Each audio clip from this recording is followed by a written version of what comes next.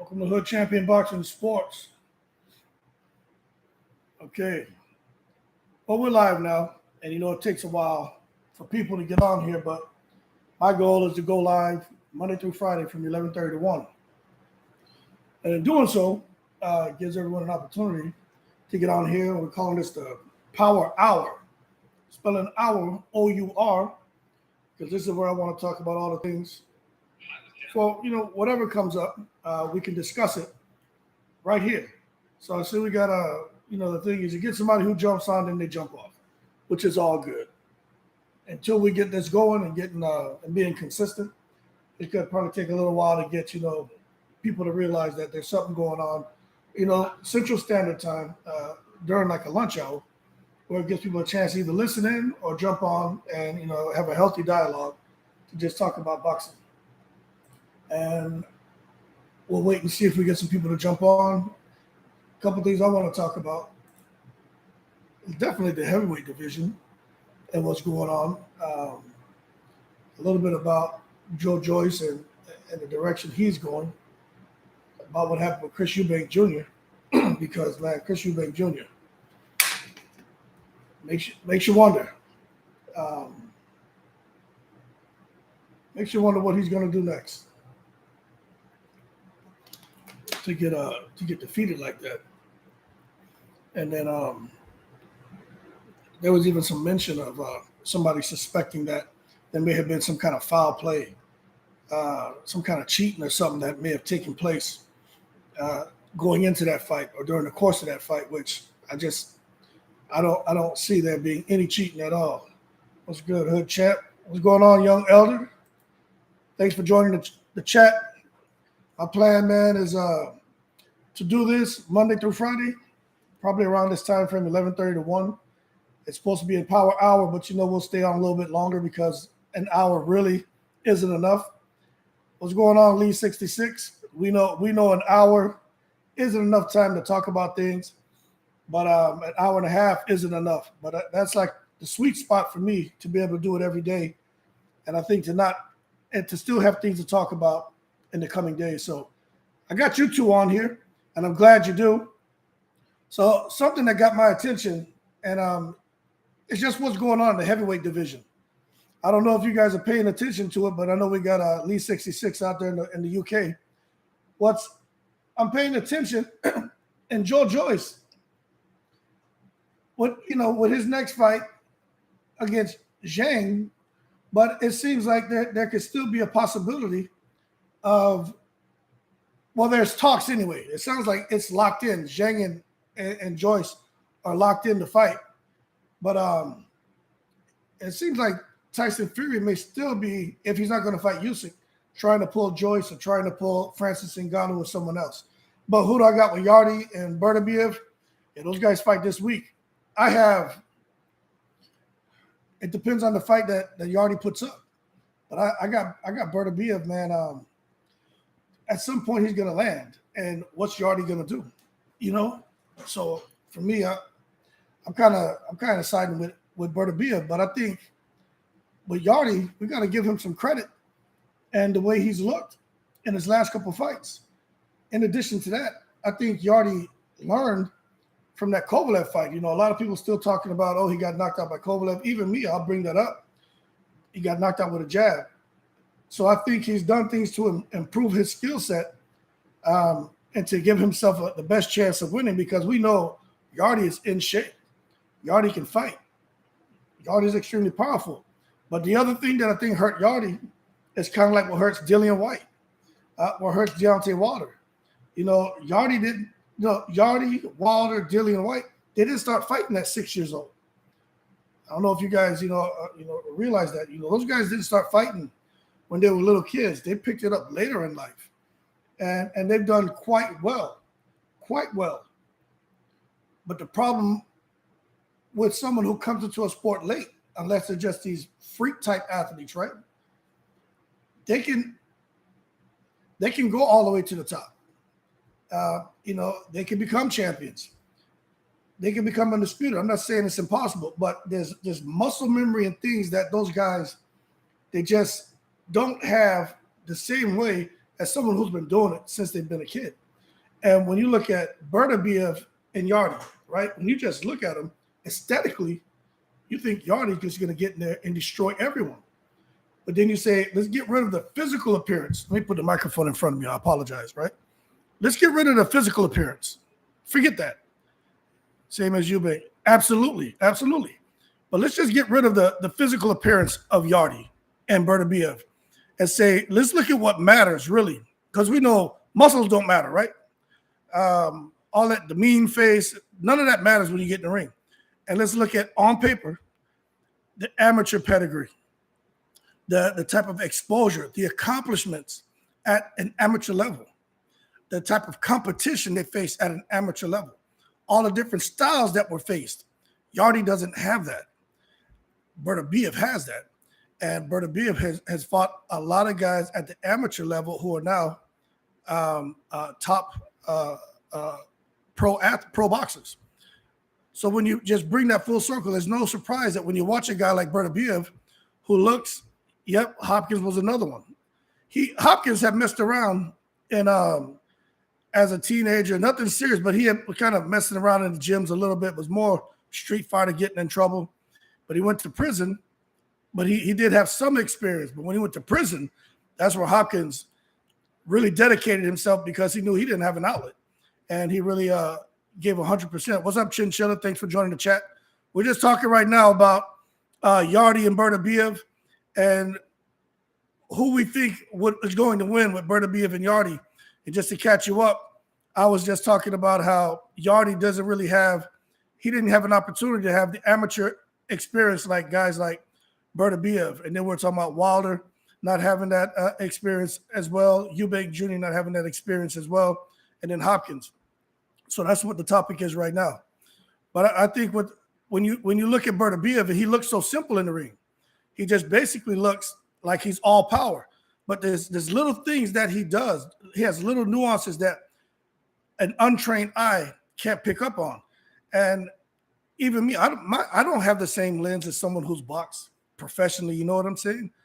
My lens is limited because I did a lot of sparring and I have some amateur experience. But when I watched, I think it was Pro Box. I think it was what's his name, Roy Jones, Antonio Tarver, and Paulie Malignaggi. As much as I don't like him, he knows a little bit about boxing. You know what I'm saying? You can't knock Paulie. Paulie knows what he's talking about. He has the lens that, I wish I had to be able to watch a fight and peel it all the way back. But they were breaking down Beterbiev. Yep, AJ as well. Absolutely. Had a limited amateur experience. Yeah, and Dillian White was the other one we were talking about. But when you listen to them talk, the Brooklyn Feather Duster. When you listen to them talk about Beterbiev, the little things he does when he gets inside and just a slight bit of an angle and a slight nudge he gives his opponent, that little less than half a step back, just enough space so he can get his short shots off at the same time, making it hard for his opponent to deliver his offense. These are things that they're saying and they're breaking down at the same time the video is playing. And you can see exactly what they're talking about, exactly what he's doing.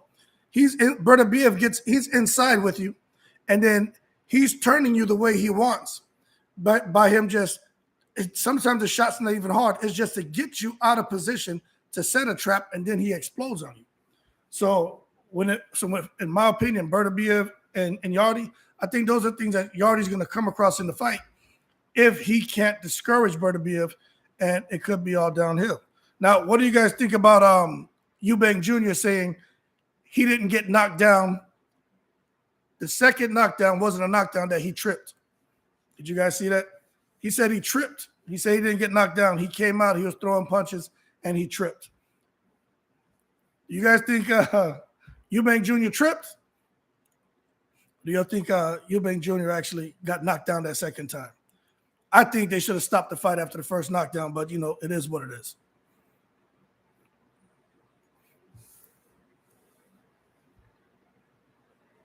Because that scares me.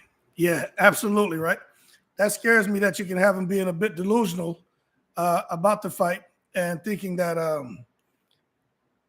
that he still had more to give, Yeah, the weight, yeah, he got cracked. He got hit hard, and it just is what it is.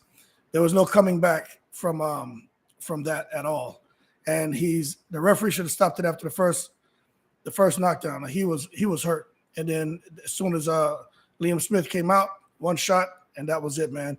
And the thing about it, what I was talking about with some friends is, you have to applaud Eubank Jr. because I just think Roy Jones I don't think Roy Jones realized what he was up against with the whole Smith brothers, right? It was Eubank Jr. against the Smith brothers. So for him to go in there and to try to take that on by himself, that shows kind of what he's made of. He's a brave person. But when you look at after that third round, those first 3 rounds, they were just downloading data. Yeah, I saw the Dynamite Stevens KO on Showbox. That may be knockout of the year. But when you get guys who are intelligent like that, they download data. And then they execute. You know what I'm saying? And when you get someone like that in the ring and you have people outside the ring who are there, advising him, it's hard to combat that. Four Bros all good at absolutely. Lee 66, Young Elder says Roy Jones style is only for superhumans like he was. Normal folks can't utilize that style. No, they can't. They can't. That's something that's all athleticism. You know what I mean? You just can't do that. That's like having someone who can just sit through a lecture, never ever study, and go on a test and ace the test and get all the extra credit. Not everybody mind is wired like that. Some of us have to put forth, a little or a lot more effort, but they do have those people who are exception to the rules. Is a nicey for Canelo. Yeah, it is. Because Canelo and what he did with Smith, you would think that Smith's career was over. But I tell you what, right now, Canelo and Ryder, Eddie Hearn is trying to firm that up right now. But I just think Canelo, I don't like the fights. Like they give Tank Davis a hard time for the fights he's taken. They give they want to call everybody a cherry pick in boxing. Terrence Crawford, they want to call him a cherry pick. Earl Spence. And I get it. Canelo's kind of earned his spot to do what he wants. But when you look at the opposition, Bivol was a good fight. A lot of people thought that was a cherry pick. If you guys remember, everybody was saying horrible things about Bivol. People said horrible things about Canelo when he fought Smith. Smith can fight. I don't know what the hell's wrong with people. Nobody wants to give Smith credit.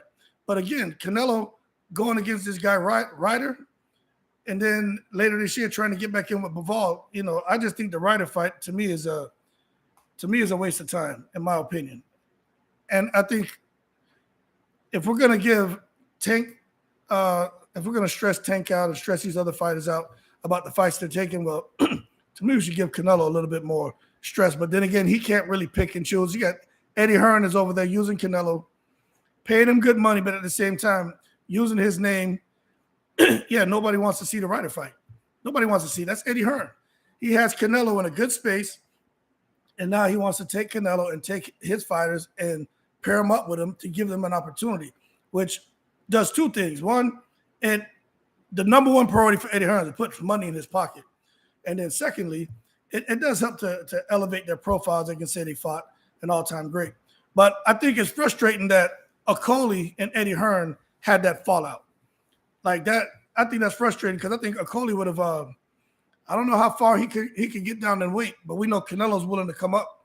But I think Eddie Hearn ultimately would have liked to make the Okolie Canelo fight, and that's definitely wouldn't be a cherry pick, and that would be a pretty hard fight because Okolie can actually fight at heavyweight, and I think Okolie got a silver medal as well. So, those are things that I look at when it comes to Canelo and Eddie Hearn and that whole arrangement they have that I would have liked to see.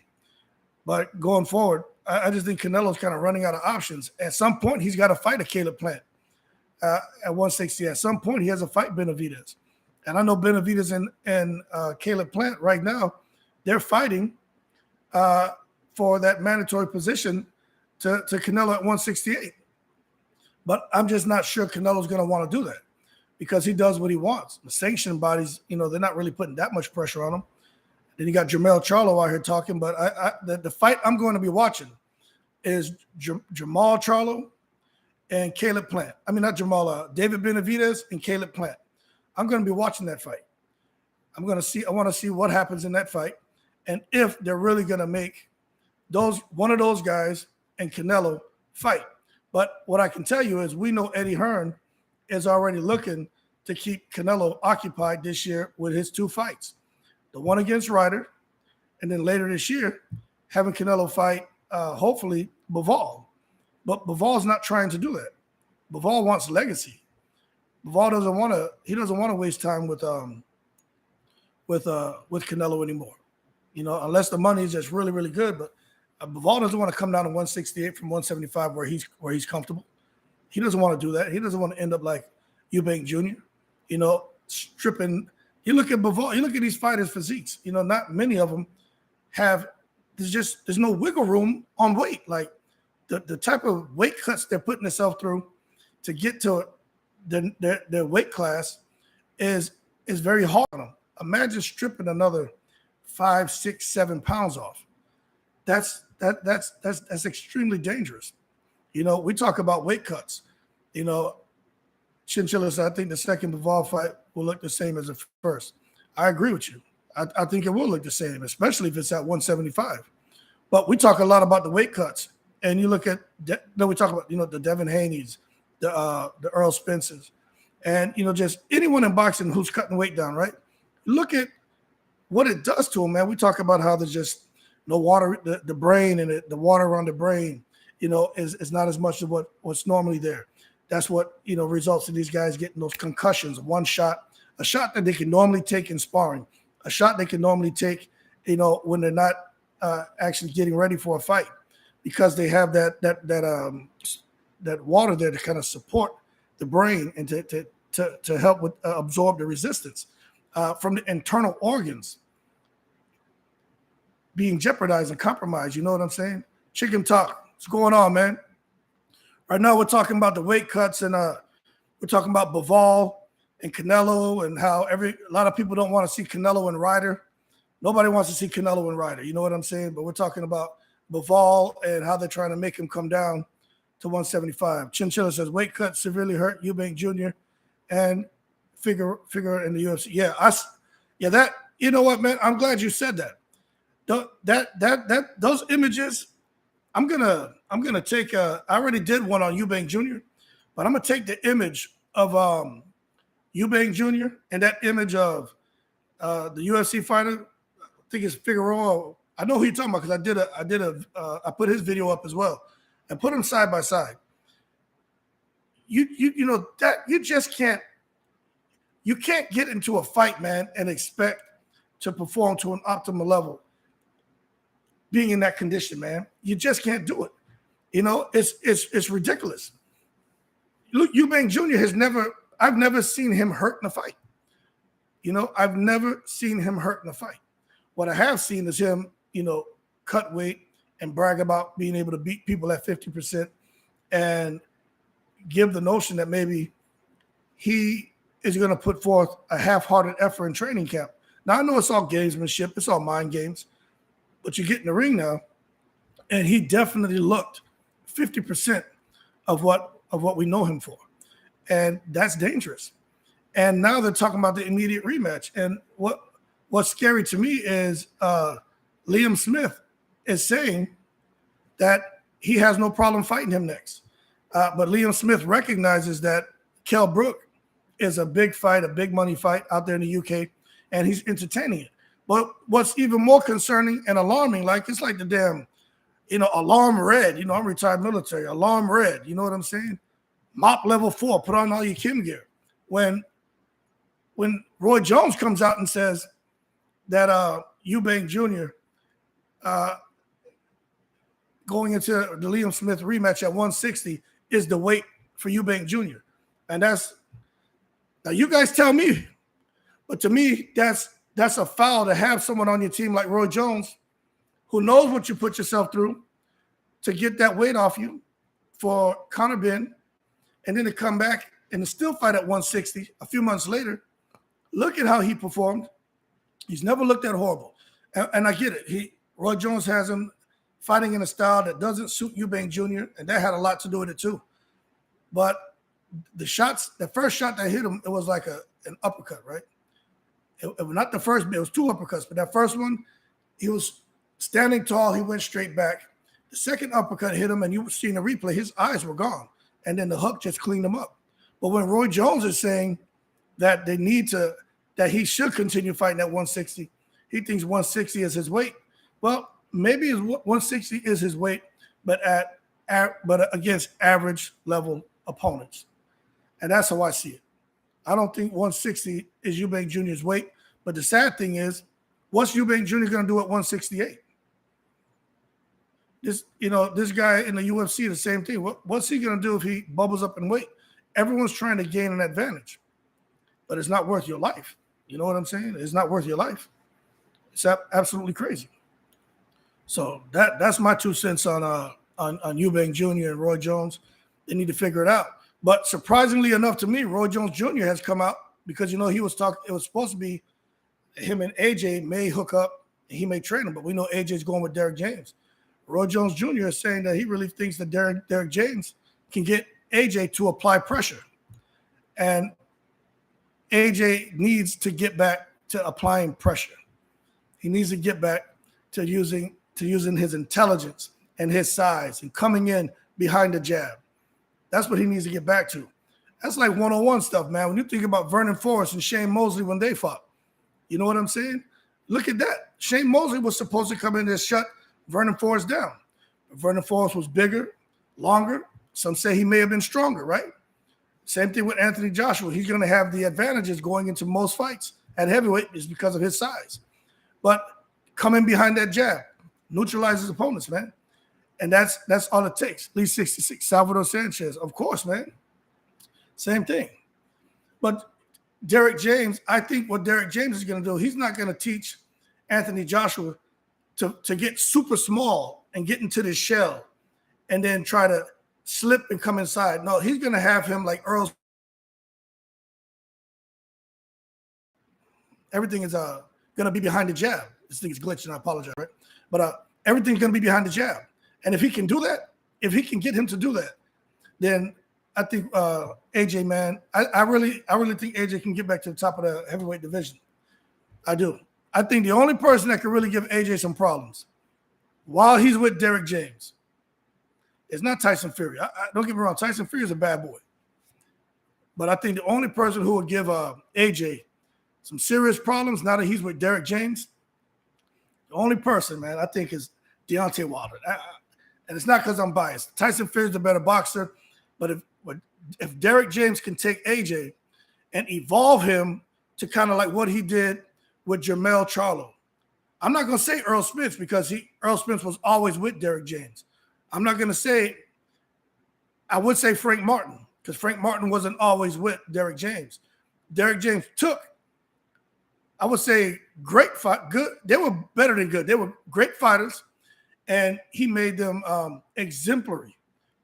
And if he can take AJ, who's a great fighter, and make him exemplary, you got a problem out there, right?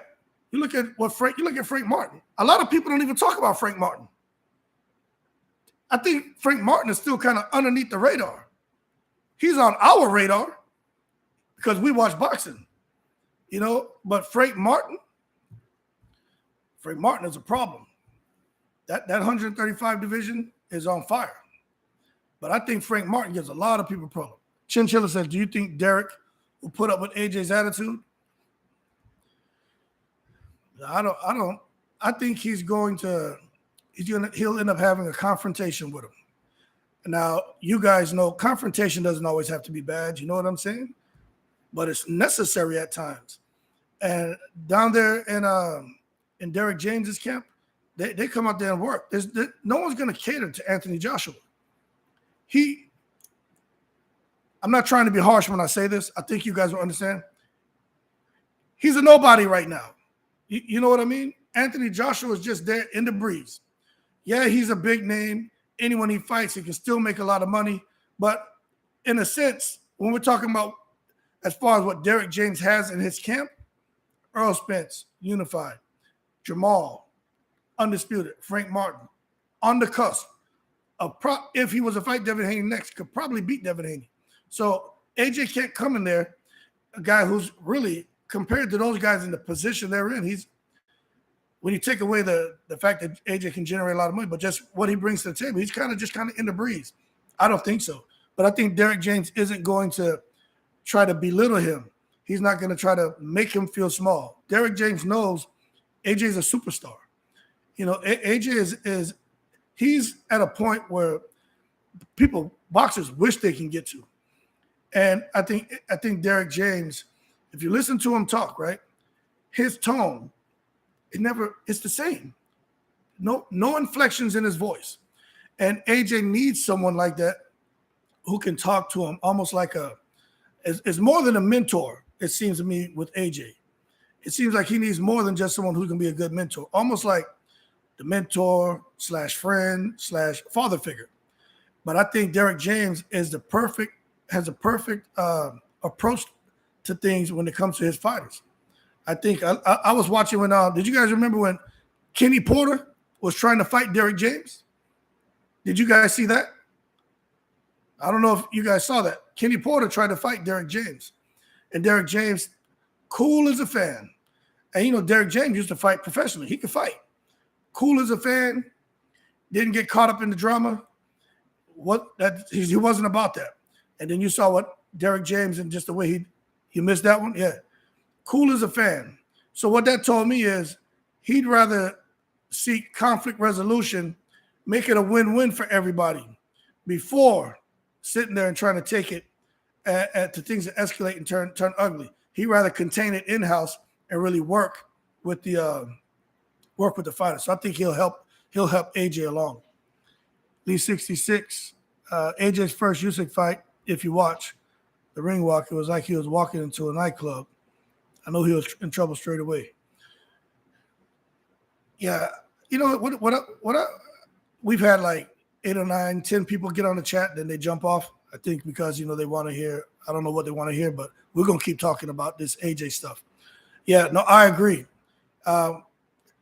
When you watch him walk out there, it's one thing to walk out there with a lot of confidence and to be happy during the ring walks, but he just seemed, like I said, he just seemed like to be in another world, man. Like, I don't think he really took Usyk that serious, but it's kind of, when you hear people saying things all the time about Usyk is too small, you look at what happened with Usyk and Chisora. Chisora almost defeat Usyk, but look at the style that Chisora used. And you figure Anthony Joshua, if Derek Chisora can do to Usyk the kind of damage he did and get close to winning that fight. Although, Usyk, for the most part, he controlled the fight, but Chisora had success. You would think that Anthony Joshua will be able to have success against Usyk too. But two different styles. Chisora didn't come in it. All they want to hear is Spence Crawford. Yeah, I know, man. It's frustrating, but, we talk boxing over here. And we'll get on Spence and Crawford, but we talk boxing over here, man. We're not just going to keep beating a dead horse. Right now we're talking about AJ, Usyk, AJ, and Derrick James, and, what AJ can do possibly going forward if Derrick James is a good fit. And to me, that's a really healthy topic. But we're going to get on Spence and Crawford again here in a second. But with AJ, they try to make him a boxer, man. They were so concerned, and I don't know whose decision that was, to try to turn AJ into a boxer after the Andy Ruiz fight. I understand going into the rematch with Ruiz, it's like, hey, let's be a little smaller. Let's use your reach. Let's set him up, come with the big right hand.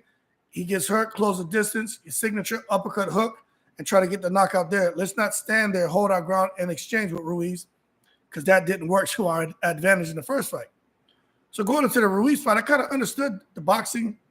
He didn't seem like he had that much confidence. But coming off of that fight, he goes in with Pulev. Boxes pretty smart, closes the gap, damn near kills Pulev in that fight, right? So now he kind of has his confidence back. He saw what Chisora did to Usyk. So he figured he's going to be able to come in there, apply the same style he did for Ruiz, same thing for Pulev. And then he looks at what Chisora did. He figures it's not going to be that much of a challenge for him to get in there with Usyk. and Usyk, we saw what happened there. It was all downhill for AJ. But AJ did have moments when he let his hands go. But it's hard to let your hands go, man, when you've been hit and hurt.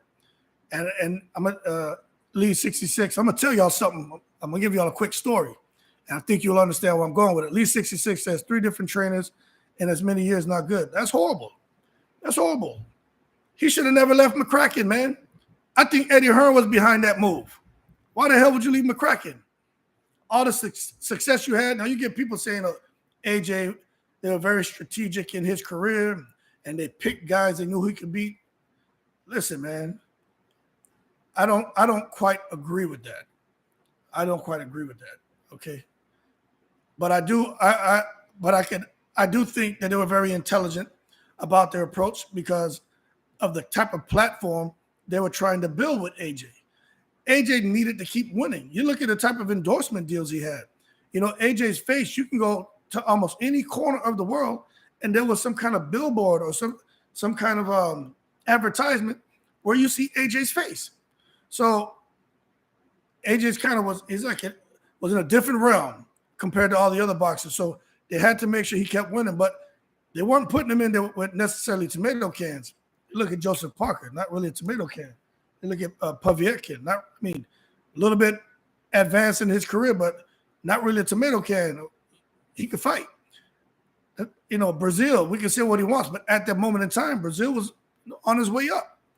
He just, proved that when you come into boxing super late and you may not really have the capacity and the athleticism to execute in the ring what you're trained on. You're just a tough guy with a tough beard. You're not going to go far. You're just not going to go far. And that's what you saw. But I think AJ, man, all those trainers underestimating Usyk and just his mind, it's too many styles. That's why I think Tank Davis is going to beat Ryan Garcia. Ryan Garcia bouncing around from trainer to trainer. You're trying to learn something, get in the ring and try it, trying to work through it in your training camps. I just think it's an uphill battle. I think what you're going to see with Ryan Garcia and Tank is what you saw this weekend with Smith and Eubank Jr. Ryan's going to have some success like Eubank Jr. did. Eubank Jr. was landing some shots, some uppercuts, tall guy, speed, power, similar style, hands down, flamboyant. And then, Tank's just going to close the distance, let his shots go, and he's going to get Ryan Garcia out of there because Ryan Garcia, like Eubank Jr. this weekend, keep the damn chin in the air. You think Liam Smith's elbow was inadvertent versus Eubank KOs? I didn't see Liam Smith hit Eubank Jr. with an elbow. Is that what they're saying? Because I watched the replay like 4 or 5 times. It looks like Eubank Jr. foolishly going straight back. Liam decided to let combinations go. He threw the first right uppercut. Eubank Jr. kind of rode with it, but it caught him, but he kind of rode with it. But then he came down. His eyes were at the ground. Eubank Jr., that's what hurt Eubank Jr. He took his eyes off of his opponent. He was looking down at the ground, trying to, evade the punches, and then Smith threw another uppercut. That's the one that had Eubank Jr. checked out. Eubank Jr.'s eyes were gone. And then when he was coming back, and he hit him with that clean up left hook, and that left hook was clean, man. Yeah, that first uppercut, the first one got his attention. The second one hurt him, and then it was the hook. He got hit with 2 uppercuts. It was that second uppercut that put him out of there. But I didn't see anyone get hit with elbows. I didn't see Eubank Jr. get hit with any elbows in that fight. Chicken Talk says, honestly, AJ got moved too fast. Once he beat Charles Martin, he wasn't allowed to fight bottom top 10 ranked guys and continue to develop. Yeah, when you say that, Chicken Talk, man, I think he got a little bit of Francisco Bajado. Do you know what I'm saying? A whole lot of talent, a huge demand, and they started to keep him on a very active schedule because they realized, Eddie Hearn's words, he's sitting on a gold mine. When he heard Anthony Joshua come in the office, Anthony Joshua speak, he looked at him. He knew that he had somebody, if they approached it smartly, they could market him and make a lot of money. But I don't know. I don't know if they moved him too fast because you look at the guys that he fought. You know, they weren't really killers, man. He was in there and he was handling his business. Like Anthony Joshua really didn't. I'll say this because he didn't really struggle. But I think Anthony Joshua, what he did is kind of like what Mike Tyson was able to do. I think there was a little bit of intimidation. I think he was able to, although he was a friendly guy, spoke very well, kind of easygoing, I think there was a certain intimidation factor that he brought into the ring just because people see him knock people out because of his size and everything else. But I do agree with you when you say, when I look at the fact that they rushed him a little bit, the fact that he really didn't have that much amateur experience. We get it. He went to the Olympics. We get it. He medaled. He got a gold, all that. You know, I get it. But you're right. Maybe they could have, he got that belt, and maybe they could have let him get a little bit more work. Let him get accustomed to, you know, getting the kind of pressure, deal with boxers, deal with guys that can come in on the inside and get shots off, but not necessarily hurt him like a Ruiz and get him beyond that threshold to where it's like, all right, now you're really ready to go in here with like a Wilder, we're going here with like a Ruiz, you know, going here with a Usyk. So if we look at it that way, yeah, I agree with you. But he was fast tracked, and he even talked about that. And I think that's something else when he looks at, but he can't get away with Eddie Hearn. He signed his life away to Eddie Hearn, Matchroom in the Zone. But I think when he's looking at it now. When you're winning, you're happy. When you're losing, you're not happy. So now he's sitting back and looking, and maybe he's reflecting, saying, maybe I was moved too fast. I mean, he comes out and he says, look, I was making all these mistakes as a teenager. You know, look at how big I am. You know, however many stones. I know they're talking stones when it comes to the UK, right? He's like, I'm not supposed to be in here doing the things that I'm doing. And when he said that, I said, okay, something's going on with him. But these could be things that have been bothering him for a long time. So chicken talk, you may be right. I don't disagree with you. I think what you're saying is valid. Those could be things that maybe at some point bothered AJ to where he took some fights because he was kind of forced into it in a way. Because, you know, Fast Eddie can talk. And if you're a good talker, and AJ's a smart guy, but if you're a good talker and you have, I put it to you this way, right? Let's say I'm a real good talker, and there's something I know that I want to push somebody somewhere that they don't really want to go. But I know if I can get them there, I can dangle this carrot in front of them because they want billions. Remember, AJ said he wants to be a billionaire. So Eddie Hearn's like, hey, this is how we get you there. He knows AJ wants the billions. Eddie wants to put him in all those tough fights and fast track him. So now you sit there and everything is talks, money, how to get there. This is the best route. This is what I think. Look at the greats who did X, Y, and Z. And that's how I think. Now, I don't know this. This is just me. You know, we're just talking. We're just having a healthy dialogue amongst friends, right? I really think there's a lot of that. And the reason why I say that is because that's all Eddie Hearn talks about. With Canelo's, a lot of money. Triple G, the money. AJ, the money. Tank Davis, the money. Everything with him is the money. He's looking to fight. He's looking to sign Edgar Berlanga. Now, you guys tell me, right? Because we're kind of bouncing all around, but that's what this power hour is for, to just talk. You guys think Edgar Berlanga, just what we've seen him in the last couple of fights, not those first 15 or 16, where he was just clipping people, right? Why in the world would Eddie Hearn be looking to sign a guy like Edgar Berlanga and not Terrence Crawford? All right, I'm going to wait till y'all somebody answer that. Eddie Hearn doesn't want nothing to do with Terrence Crawford, but he wins. But he wants to fight. He wants to sign Edgar Berlanga. And he looked less than lackluster in his last couple of fights. He even bit somebody in the ring. So we're talking about Eddie Hearn pushing Anthony Joshua into fights he doesn't want because Eddie Hearn knows there's a lot of money to be made. And Anthony Joshua wants to make the money. Even though those are dangerous fights, he probably doesn't have the experience level. His athleticism and power should be enough for him to get to the victory at the end of the day to put money in Eddie Hearn's pocket. Well, no one's commented. Could be a little bit of a delay. I'm going to tell you, because of money, man. If he gets his hands on Edgar Berlanga, I think he's going to approach managing Edgar Berlanga different from how he did AJ.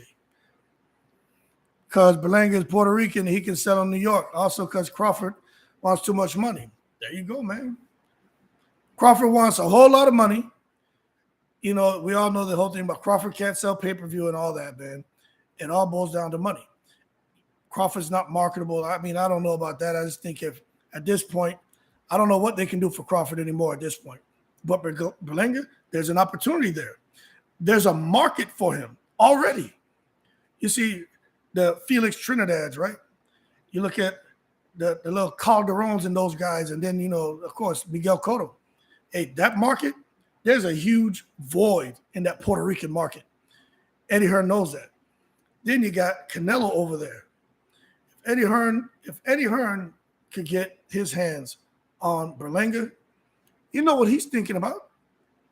Put him in a couple fights, let him come out there and look outstanding, and try to make the Mexico versus Puerto Rico, or the New York Rican, right?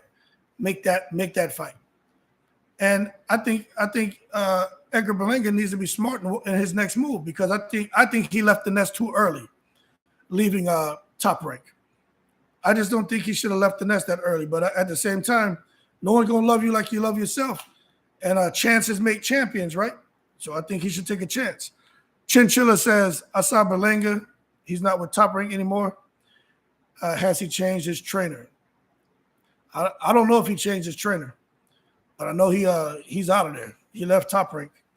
And who knows what kind of conversations, I don't know this, but who knows what kind of conversations Edgar Berlanga had with guys who are on Top Rank and left.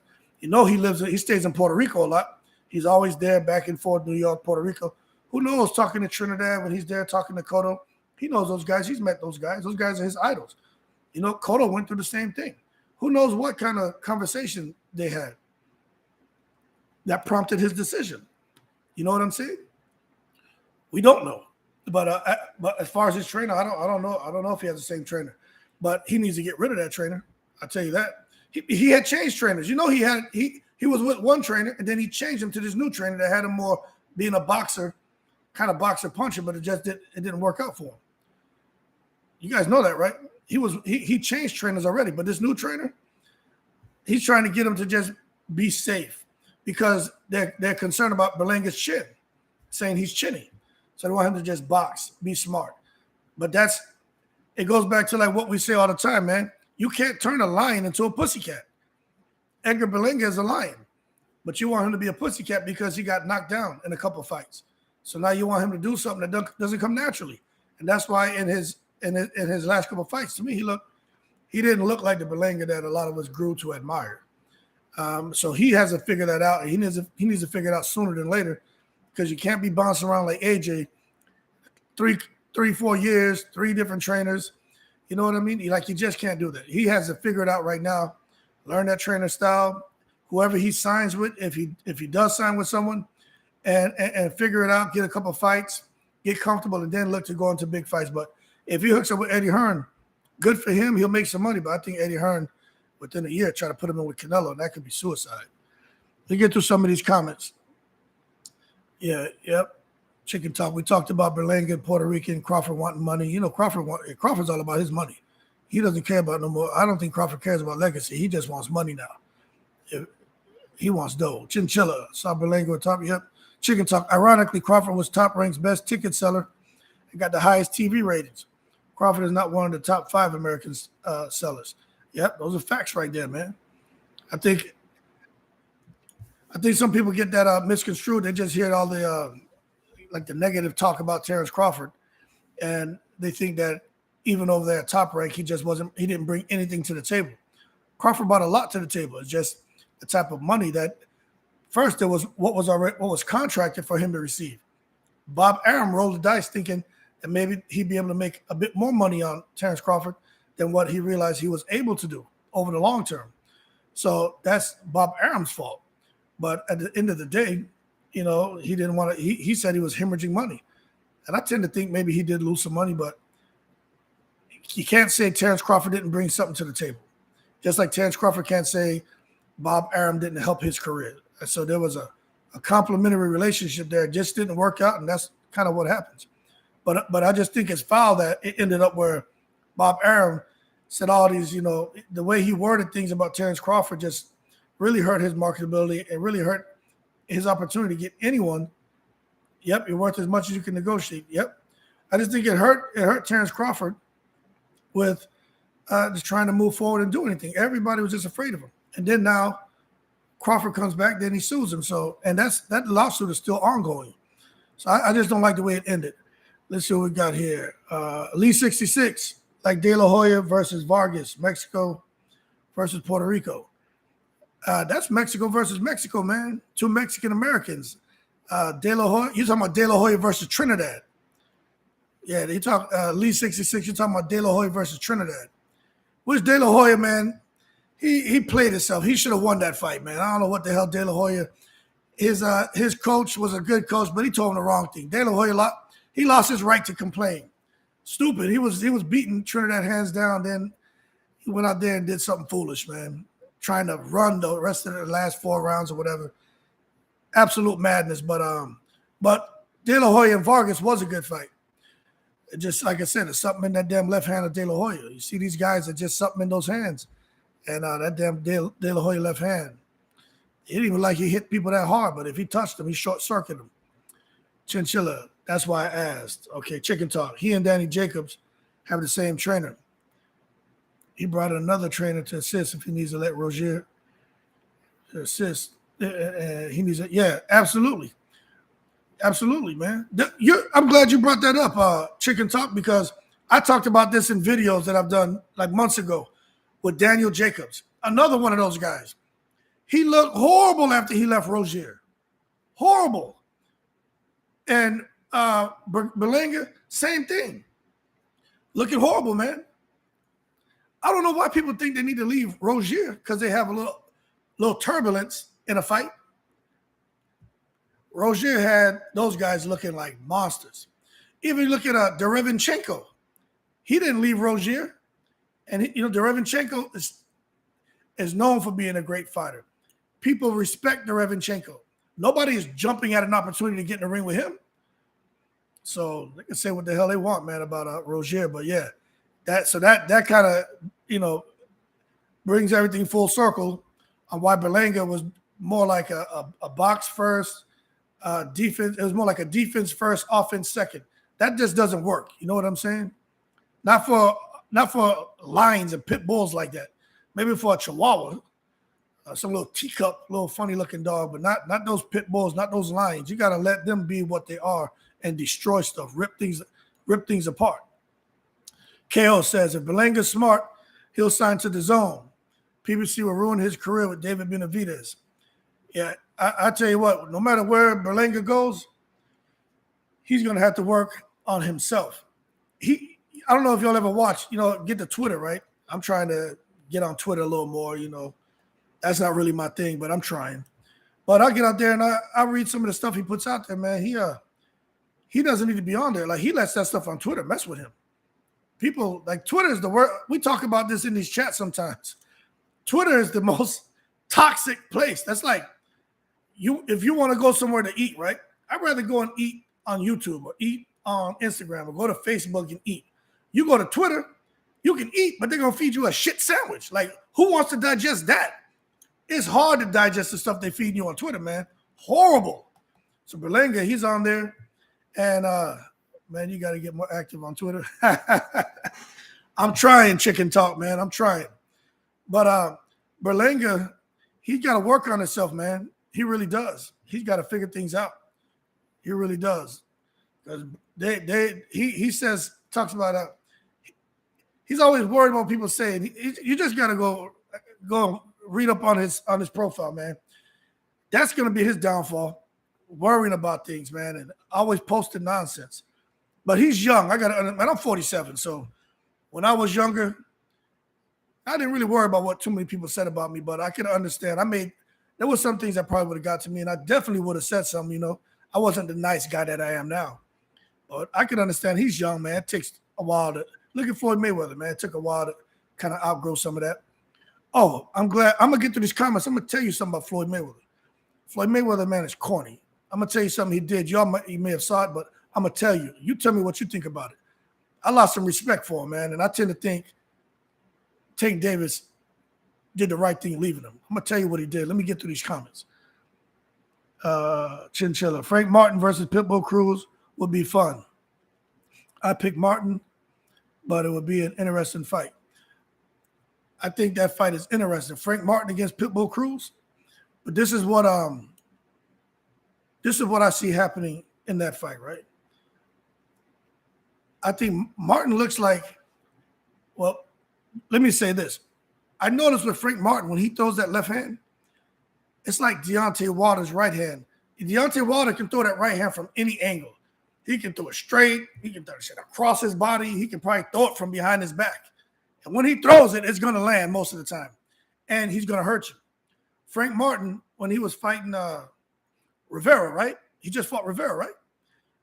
He was able to throw that left hand from long distance, in short, across his body, all kind of weird angles. He's able to get that left hand off. And he has power in it, obviously. So as far as a guy like Pitbull Cruz isn't someone to sit back on the outside and try to dance around and box. Like, it just won't work. And that will give Frank Martin all the advantages in the world. But Pitbull Cruz, when I try to imagine him trying to close the gap on a guy like Frank Martin, Martin doesn't just, he takes a half step back, but he goes out in angles. Sometimes he takes a full step back or a half a step, just enough to get that left hand off from angles to where he shouldn't be able to get the punch off. Now, I'm not saying he beats Pitbull Cruz, but I would have to favor Frank Martin. But Pitbull Cruz and his dad and his team, they're smart, man. Pitbull Cruz can fight. That's why they call him the mini Mike Tyson, right? The mini Mexican Mike Tyson. Pitbull Cruz can fight, but he's just not a guy with his height and his limited arm reach. He can't sit back on the outside and want to come in there and dance around the ring and get cute. Like, it's just not going to work. He's a lion. He's a pit bull. He's got to be that against anyone he fights. That's his best chance on winning. It's like we talked the other day. I like, people don't talk about him anymore. But Providnikov, like, his whole thing wasn't being a cute boxer. Very limited head movement. I think Cruz has better defense than what we give him credit for, but just enough movement. I was watching Robert Duran against Ivan Barkley last night. Yo, it's like Roberto Duran, not Robert Duran. Roberto Duran. Just last night I watched it. I watched the whole fight. And Roberto Duran is a guy, definitely could box, right? But he would move his head just enough to let that blow go glancing by, and then he would counter you. He would close the distance, and he would fire off in combinations. I just watched the fight last night, and I was like, damn, Roberto Duran was a monster. And he wasn't even in his prime in that fight. And Pitbull Cruz kind of reminds me of that, the ability to just move just enough to let the punches go by him, get down just enough so the punches go over his head, and the punch doesn't even clear you all the way. He recognizes that the punch is going to miss, and he's countering. And that's how Pitbull Cruz is. They're able to just immediately fire. Once you misstep, you throw that punch and you're kind of out there and vulnerable, the artillery coming back at you is crazy, and you're going to get damaged. So I just think him and Martin will be a toss-up, but I think Frank Martin, Derrick James, how Frank Martin has looked, I would have to favor Frank Martin. But at some point in the fight, what's going to happen when Pitbull Cruz closes the distance and lets his shots off? I've never seen Frank Martin really have to grab anyone and tie him up. I don't know what his inside game is like. I don't know if he knows what to do if he gets hurt. So those are the things that would concern me about Martin going into that fight. But just looking at it for what I know now, I think I would have to favor Martin to be smart and box, to be patient, and don't care if the fight looks ugly, just win. You know what I mean? Just win using your jab. Winky right him. Ike Corte him. You know what I'm saying? Just jab him. Keep it simple. You guys are laughing at my jokes, man. Chicken Talk says, Twitter is the best social media out there. I made so many connections in boxing through Twitter. Where else can guys like us talk directly to those? Now, you're right, because I know it's the last couple of days, man. You know, I got a couple more people to kind of chime in. I'm getting invites to things now. So I've been trying to put a lot of my videos, you know, I'm lazy, man. I throw it on YouTube and done with it, but I'm trying to, you know, put it out there on Twitter now more. And people like the content, so people are starting to subscribe or add themselves to my channel, which is good, to my Twitter page, which is good, man. But so Floyd Mayweather. Now we know Gervonta Davis, Floyd Mayweather, Leonard Ellerbe, Al Heyman. There's been a lot of Gervonta Davis posting stuff on Twitter, saying things about Floyd Mayweather. It's all about itself. He's scheduling his fights when my fights are scheduled. He's not showing up to the press conferences. He deletes the tweets. And then Leonard Ellerbe tries to play. He's the cleanup man. Now everything is good over here in our world. You guys worry about the things you control. Let us worry about the things that we have control over.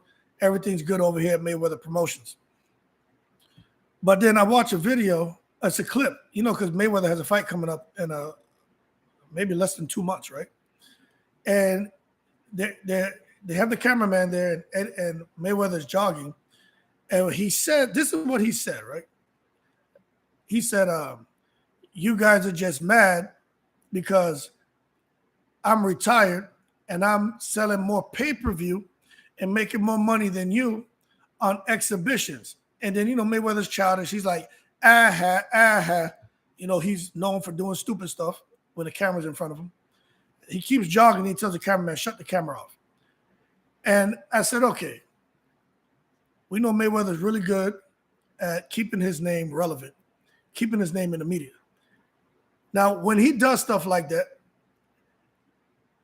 I said, man, is he taking a shot at Tank Davis? Or what exactly is his motivation? Like, what's his end goal with throwing some shit like that out to the world? Specifically right now to talk about pay-per-view numbers. Because we know there's all kind of rumors going on with pay-per-view numbers right now. Don't ask me what's correct. I have no idea. Chicken talk, someone else on here. Maybe you guys know. But right now with these pay-per-view numbers, I don't trust anything that's put out there. But I don't think Tank Davis, Deontay Wilder, or anyone is doing 20,000, 60,000, 70,000. It could be. I don't know if they're doing 400,000 either. But I'm not in today's market, today's climate in boxing, suddenly pay-per-view has just kind of become a huge talking point. And pay-per-view is everything to promoters. And I know why. It's because the money's just not there to give these guys the guarantees they want. So they're using the pay-per-view and a large portion, if not the entire live gate, a large portion of the live gate, to help give these guys a handsome purse and to make sure that their fighters are satisfied. But when Mayweather comes out and you look at, he's making this man making real money in these exhibitions. They said Mayweather's still making, you know, I think $15 to $25 million in exhibition. I don't know. But if he's still out here fighting every few months, making 15 to 25 million, that's a lot of money. And if that's happening, and you have a guy who's supposed to be the face of boxing right now, the next big pay-per-view star, you know, next to Canelo, and he's not getting anything close to that, I could see where that could create a little bit of tension, especially if a guy like Mayweather comes now, gets a camera in his face, and he goes, I'm retired, fighting exhibitions, and I'm making more money than you and selling more on pay-per-view. You know, that's just a little, that to me seems like a little bit of a poke. But we know Mayweather's good for doing things and saying things to get us talking. So what do you guys think about that relationship with Tank and Floyd? Do you think Floyd did his best with Tank? Or do you think Floyd was basically still putting himself before Tank? Chicken Talk says, these companies ain't in the business to lose money. Hell no, man. If Tank, Wilder, and Spence were selling less than 150K pay-per-view, they wouldn't keep fighting on pay-per-view. Thank you for saying that, man. Absolutely. We've seen when guys don't sell, they go back to regular TV. Absolutely. Absolutely. And I'm glad you said that. See, I think even for me, right, and all of us on this chat, man, we would all like to really know, no kidding, what the fly on the wall is really seeing. Because, man, if that fly on the wall can talk, then we'd be like, all right, this is a kind of money they're making or not making, what the pay-per-view sales are or aren't. You know, that's why when it comes to some of these, I support anyone, man. You know, love all, hate none. I want everyone to make money, everyone to be happy. You know what I mean? Live long. And that's just how I operate, right? But when it comes to some of these different YouTube channels, man, I can't even go on there anymore because they just take and create a narrative and get everybody spun up. And I'm looking, I don't think I'll get anything definitive because it's hard for me to give something definitive. But I'm like, damn, at least let it be fair and let's have no, man, that's not what you get. So what you said, chicken talk, I've always said the same thing, man. Why keep putting someone on pay-per-view if they're not making money? It just doesn't make sense. That's why we're going to see what happens with Crawford and his next fight, and if he stays with BLK Prime. But what I will say is I think Crawford had to do okay because Adrian Broner is fighting on BLK Prime. If BLK Prime went upside down with the Terrence Crawford fight, where they had to pay him $10 million, and you know, I don't know, $5-6 million of that was out of their pocket based on this so-called 15,000 pay-per-view sales opposed to 120,000 pay-per-view sales. I just can't see them wanting, to go forward with a pay-per-view bout with anyone. So I agree, man. You gotta, if they're making money, but at the same time, these promoters and these fighters, the guys are making money, they're making a profit, but it's not like the kind of money they were making, you know, during the Mayweather era, Pacquiao, Mosley, De La Hoya. And we can understand different times, man. Everybody watching the fights for free. Most people are watching the fights for free, and that's hurt them. You know, streaming, Fire Sticks, whatever, the YouTube live parties, man. You know, I mean, Facebook Lives. You can go on Facebook Live and jump through 6 or 7 streams, and from the time the first stream gets cut off to the last stream gets cut off, you would have watched the whole fight, and it costs you nothing. Just, you know, jumping around. Chicken Talk says, Chinchilla says, I think both can be true. He did his best with Tate, but he'll always put himself first. Yeah, he kind of strikes me as the kind of guy who's all about getting as much as he can, striking while the iron's hot. The iron's still hot. He's still striking, and he's going to keep doing it until the iron cools off or he gets hurt. But I think even as Floyd Mayweather advances in age, he's going to continue to take on, you know, he may even put in the contract something where, you know, to make sure that they're not trying to hurt each other. Like, I just can't see Floyd want to go into an exhibition bout, and then now in the exhibition bout, he gets knocked out cold. Now, what I will tell you, if Floyd Mayweather was to somehow ever get into a fight with Jake Paul, a so-called exhibition, Jake Paul is an idiot. And Jake Paul will go into that fight and try to knock Floyd Mayweather out. It wouldn't be for entertainment. It wouldn't be like the WWE. It wouldn't be something scripted. Jake Paul will go off script and really try to hurt Floyd Mayweather. So I think Floyd's going to keep milking this cow, but he's going to be very careful in the opponents he's selected. Because you figure a guy like this guy, Harrison, he's supposed to be fighting the next couple of months. Harrison's saying he's injured. He knows nothing about fighting Floyd Mayweather. I don't know if that's true or not, but I just read a comment that he put out there. But let's say a guy like Harrison. No one really knows who the hell he is. Matter of fact, I don't think anyone knows who he is. But all of a sudden now Harrison was supposed to be some kickboxer. Floyd's like, look, I'll come and fight you. I'll give you $750,000. You never made anything like that in your life, but this is how the fight's going to go. You can't say anything. He's going to take that. Floyd's not going to let himself get knocked out in no damn ring.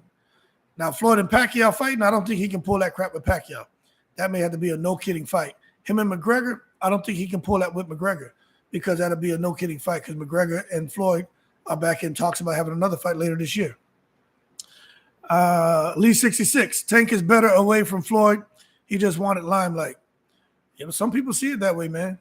I think we'll find out by the end of the year if Tank's better away from Floyd. I tell you what, we will see and I'm pretty confident of this, is that Tank is going to fight. He's going to get into the fights with some of the guys who we want to see. I saw something that was posted.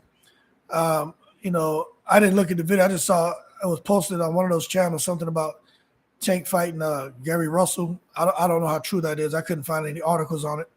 But, Tank can fight anybody right now. That's the thing about him in the position he's in. I'd like to see Tank get through Ryan Garcia. And no kidding, I'd like to see Tank and Haney, man. But I don't think the stars are going to line up because Haney's fighting Lomachenko. I'm sure there'll be a rematch. Bob Arum is going to do what he can to try to set Devin Haney up to lose so those belts can come back to Lomachenko before Devin Haney. His contract is up with Top Rank, and Devin Haney goes on to do whatever the hell he's going to do. Chinchilla, so much negativity in the YouTube boxing world. That's why I enjoy this channel. Thank you, sir. I appreciate it. We're not about that over here, man. I got to figure out if someone was to get in here doing the trolling thing, I would just say, hey, if you want to add to the conversation, add to it. I would try to peel the layers back to try to get at what they're trying to say. But all the cussing and, all those bad words, those naughty things, bad boy stuff, nah, you out of here, man. I'll figure out how to block you. I don't want that. I'd rather keep our community like this. Everyone's chilling. We're all breezing in here. We're just having fun talking. You know what I'm saying? If you guys want to give money and donate, cool. If not, cool. I just when I was in the military, I did it 25 years. I retired. You know how nice it would have been to have something during that lunch hour where I could sit down and eat and listen and chat unboxing, and after that hour and a half, go back. So that's what I'm trying to do, man. I'm not trying to get rich. I don't really make no money off this crap. But it does a lot for me because, man, I get to talk to all of you guys. Chicken Talk, Lee 66, everyone who's on here, man. And the guys who come in like seagulls, fly in, drop a little shit off, and then like a seagull, they fly back out, right? That's cool with me because it gets us all talking. And hopefully for those of you who have channels, it's like, okay, shit, I wasn't thinking about that. You guys can take that and add it to your stuff, man. We're just having fun. Chicken Talk, I agree. He agrees with Chinchilla. I like channels that uplift boxing. I hear it. Yeah, I can't take that negative stuff, man. I'm on there for like maybe 30 seconds. As soon as I see that, I'm out. And even if the host, all that excessive profanity and stuff, hey, look, I cuss. You don't hear it here. But, I cuss. I'm human. But I just can't take it. It's too much. I get off of it, man. Lee 66, just a question. Did you see Taylor versus Catterall fight? Worst robbery ever. They stopped that boy being set for life. Yeah, that was foul, man. That was foul. It makes me wonder what is it that they see in Taylor to where they wanted him to keep going. But I'll tell you what, they came immediately after that, right? These are the things that happen behind the scenes. I don't want to get into a whole sanctioning body spiel. The sanctioning bodies don't always work together. The sanctioning bodies are all about themselves. I'm gonna expound on that. And anyone out here, feel free to chime in. We're about to talk a little bit about how the sanctioning bodies don't want to work together. Chicken Talk, yeah, they outgrew each other. I'm just happy the split was amicable. Yeah, of course, man. There's no need to be foul towards each other and try to break each other down. They were able to elevate each other. And Floyd Mayweather and Mayweather Promotion got a reputation as being able to really grow and develop pay-per-view fighters, kind of like what they were able to do with himself. Now, is he going to be able to do it again? I think Rolly Romero, he has a good opportunity with Rolly Romero if he matches him correctly. Rolly Romero could go on and be the next big pay-per-view star because Rolly Romero is an English-speaking Ricardo Mayorga. And he speaks Spanish, and he hablos Espanol. And he can fight, and he can hit, and he's crazy in the ring. His dad used to be a pro boxer. He has he got the Cuban guys down there, man. Casamayor. He's got all kind of people out there with him that's helping him. That's why he had some success against Tank. Tank felt that power. Was like, I don't want nothing to do with that. Let me be patient, box and be smart. And then, when it was time to close the show, he did. But I think Rolly Romero, if Mayweather and Leonard Ellerbe and those guys, if they approach each of his fights with a little bit of intelligence, Rolly Romero could be out of here because he's crazy. And we all grew to love Ricardo Mayorga. Only thing Rolly Romero need to do now is put a cigarette in his mouth. And then there you go. You got the damn English-speaking Ricardo Mayorga. Taylor needs to move up to 147. He does, man. Chicken talk, you're right. They were talking about what's his name? Josh Taylor. Was it champion in recess and leaving those belts and bubbling up and challenging Terrence Crawford? Because he can do that. That's something that has been rumored. Now, several people who are actually established out in the UK told me that. And it was different people who don't even know each other. So I tend to believe that maybe there have been some talks or something was said out there in one of these different outlets where the possibility of Taylor coming up to fight Terrence Crawford. But Terrence Crawford is kind of that whole WBO thing and who he's going to fight next, that's in the breeze. I don't know what Terrence Crawford's going to do, but Alexis Rocha looked like it could be him. And Cody Crowley, he's supposed to be fighting for the WBC mandatory position. Cody Crowley, in BoxRec, where they had his fight schedule, that's dropped off. So it's like me and MD Mills were talking. We were like, what happened? How come all of a sudden Cody Crowley's fight is just gone? It's just scratched. So what exactly are they doing with Cody Crowley now? See, makes you wonder, because he's going to bubble back up here at some point. But there's things going on behind the scenes, sanctioning bodies. We're going to talk about it in a second, and we're going to see that these sanctioning bodies are putting people in line to fight and to make sure their belts are getting defended. Yeah, Chicken Talk. Yeah, I don't know, man. I don't know if Rolly. I thought he was still with them. When I listened to Rolly talk, I never gathered anything like he was doing something different. But you could be right. He could maybe he's not with them anymore. That could be why he hasn't been back in the ring. He's supposed to fight. Say he's supposed to be having a rematch with Tank this past December. That didn't work out. Now it looks like Rolly. He say he's supposed to fight Ryan Garcia, which we know that's not happening. So there may be something going on with Rolly that I'm not privy to. But yeah. So if you find out, I'll look into that too, because I'd be curious. Where would Rolly go? I think Mayweather Promotions is a good platform for a guy like Rolly. Chinchilla, Crawford kills Taylor. Yeah, I think it'd just be a matter of time before Crawford figures it out. I think Crawford against Taylor is Crawford versus Jose Benavidez. Taylor's going to have some success. Crawford's going to be kind of moving around, but at some point, what happens when Crawford really starts to let those hands go?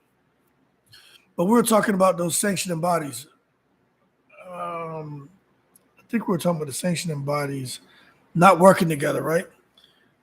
Yeah, these sanctioning bodies, they're all out for self. They don't work together. You talk about Josh Taylor and what happened with him.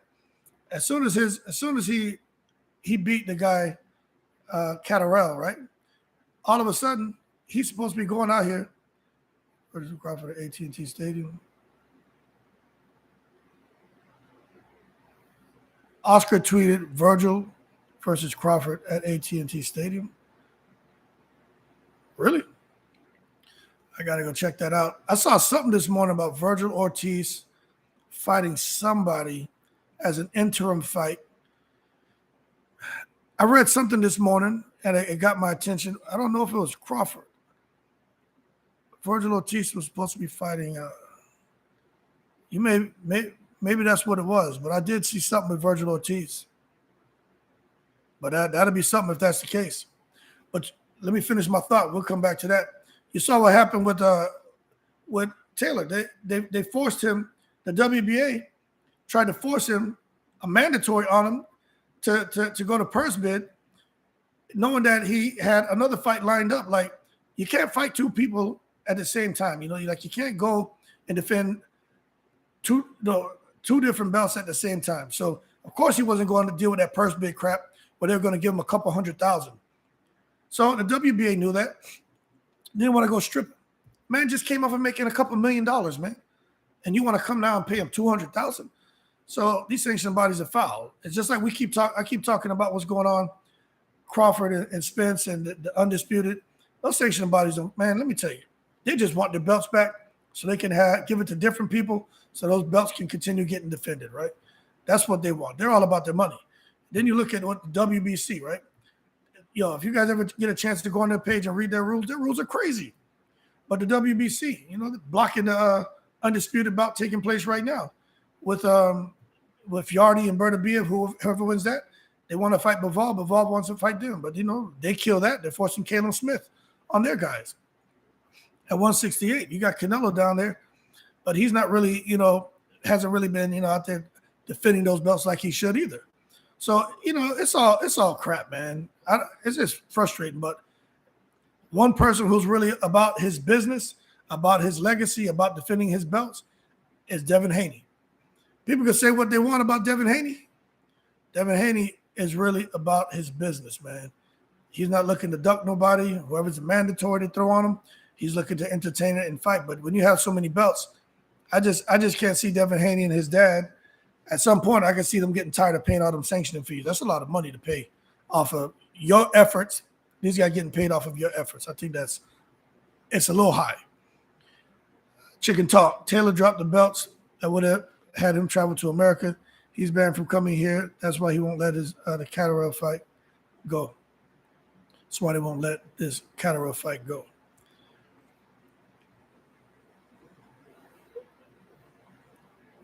Belts. Taylor's banned from coming to America too. I know Eubank Cassius is. He's just a damn guy out there doing interviews. I know all the thing about Fury. I know the thing about a lot of the other boxers out there. But I didn't know that Taylor couldn't come to America as well. That's crazy.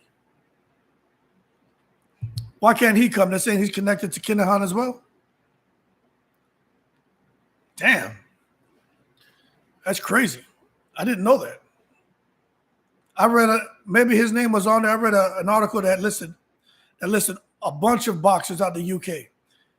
And I'm sure his name was in there, but there's a bunch of them. And there's people who aren't even boxers that couldn't come out. They can't come to the United States because of this Kinahan crap. But the name that got my attention, that could be why I overlooked that, is when I saw Eubank Cassius. And I was like, damn, they shut down Eubank Cassius from traveling to the United States. It's crazy. But yeah, that you know what, you may have something there, man. That could be why he's got to sit there and fight Catterall. But that means if anyone wants to fight Taylor, and so it all comes full circle. That could be why Terence Crawford was talking about going to fight to the UK. Maybe that could be part of it. We know Eddie Hearn's pushing the Conor Benn fight, but I just can't see Terence Crawford going somewhere being at a disadvantage. Not at this point in his career. I don't see it. I just don't think so. Frank Warren can't come here either. Yeah, I saw that about Frank Warren. Frank Warren is all, what do they call him? Fish eyes, man. Fish eyes is these guys are all in hot water, man. And that's, we're going to see how long this plays out. That's going to hurt. That's going to hurt us seeing some of the fights we want. If the fighters here stateside, it's already hard enough to get fighters from different promotional outfits to fight each other. Now you can't. You get guys who don't want to fight somebody in a certain promotion outfit.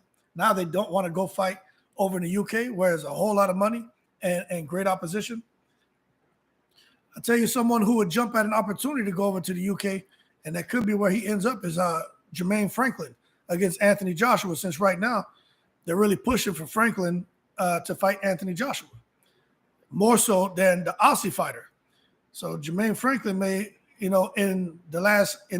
within an 8-month period, may have made himself close to $2 million, man, which is, I'm happy for him. Chinchilla, just watched a documentary on the Kinahan family. Didn't realize how widespread they are. Major players in worldwide organized crime. Yeah, man.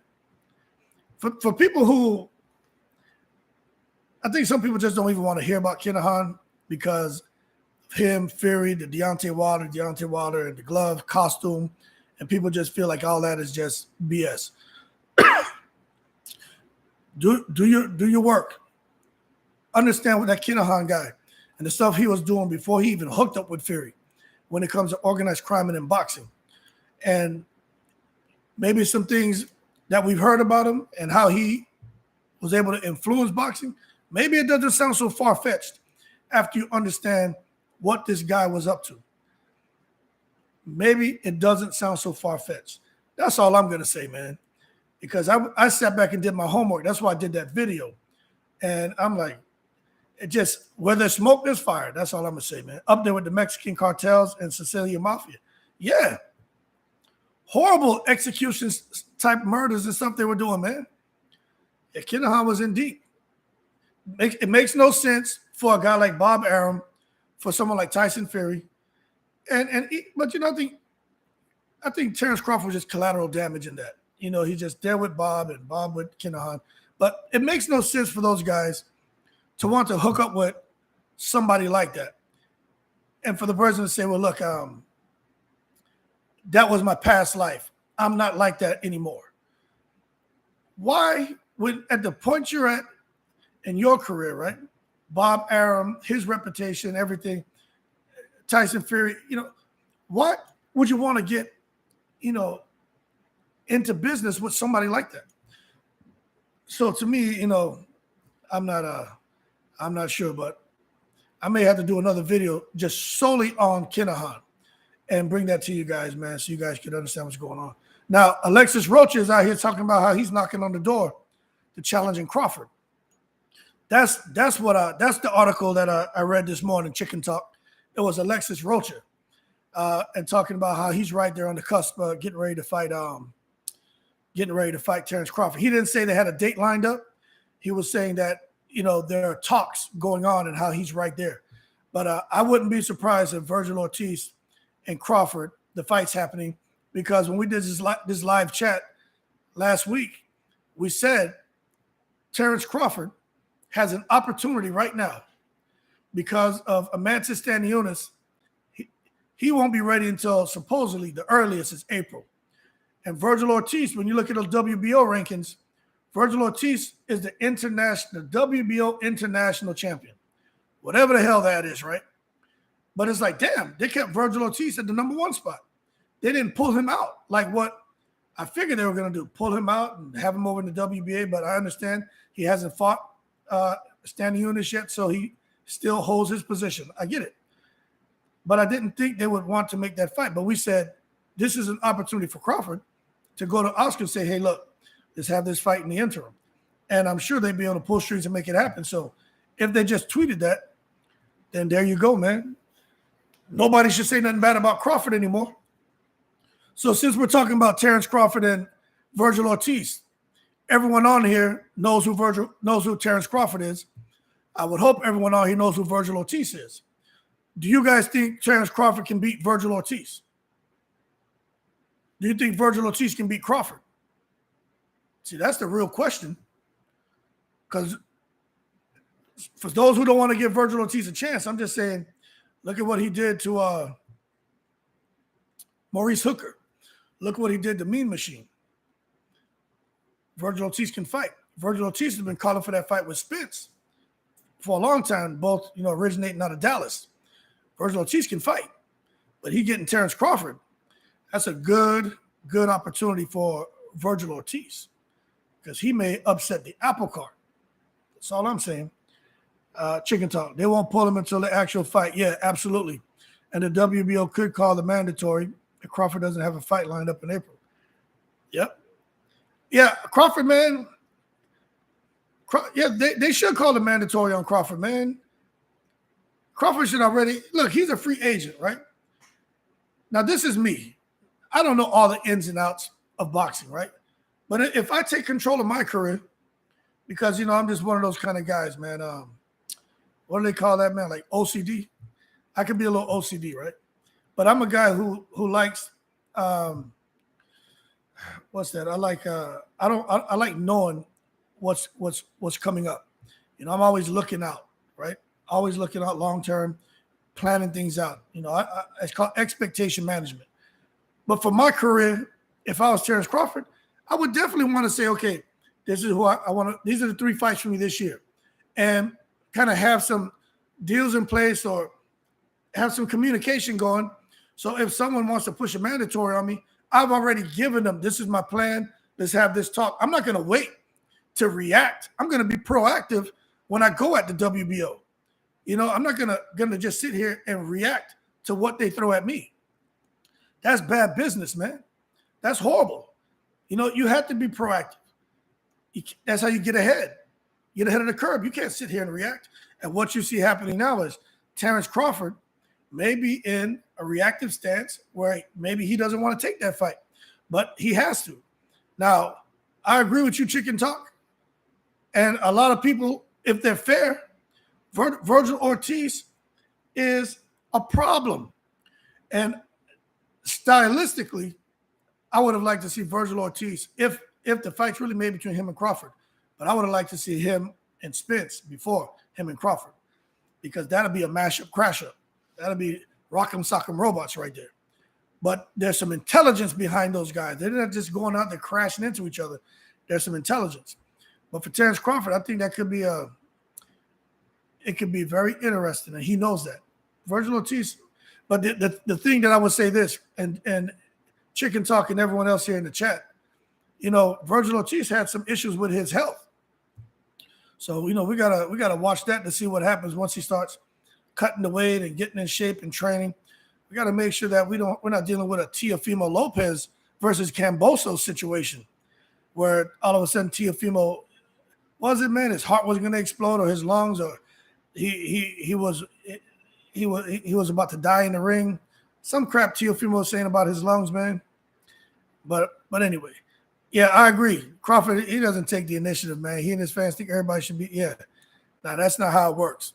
But by this point, you would think Crawford would have learned from those mistakes and been on top of it. That just shows you he doesn't have the right people in the circle, man. But Camboso said George Cambosos beat Teofimo. Devin Haney beat George Cambosos, 2 fights.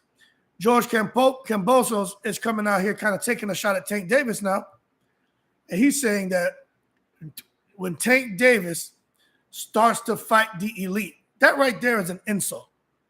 He said when Tank Davis starts to fight the elite. So he's saying Tank Davis hasn't fought anyone elite yet. He said Tank Davis is he's suggesting that Tank Davis has fought gimme fights that they knew he would win. And I would tend to argue that, because I think Cambosos, he loses to Pitbull Cruz. I think Cambosos loses to Leo Santa Cruz. I think Cambosos loses to Mario Barrios. I think Cambosos loses to Pedraza. I'm just being real with you. So for him to say that when Tank steps up, so what he was getting at is he's saying the elite will be able to take Gervonta's punches.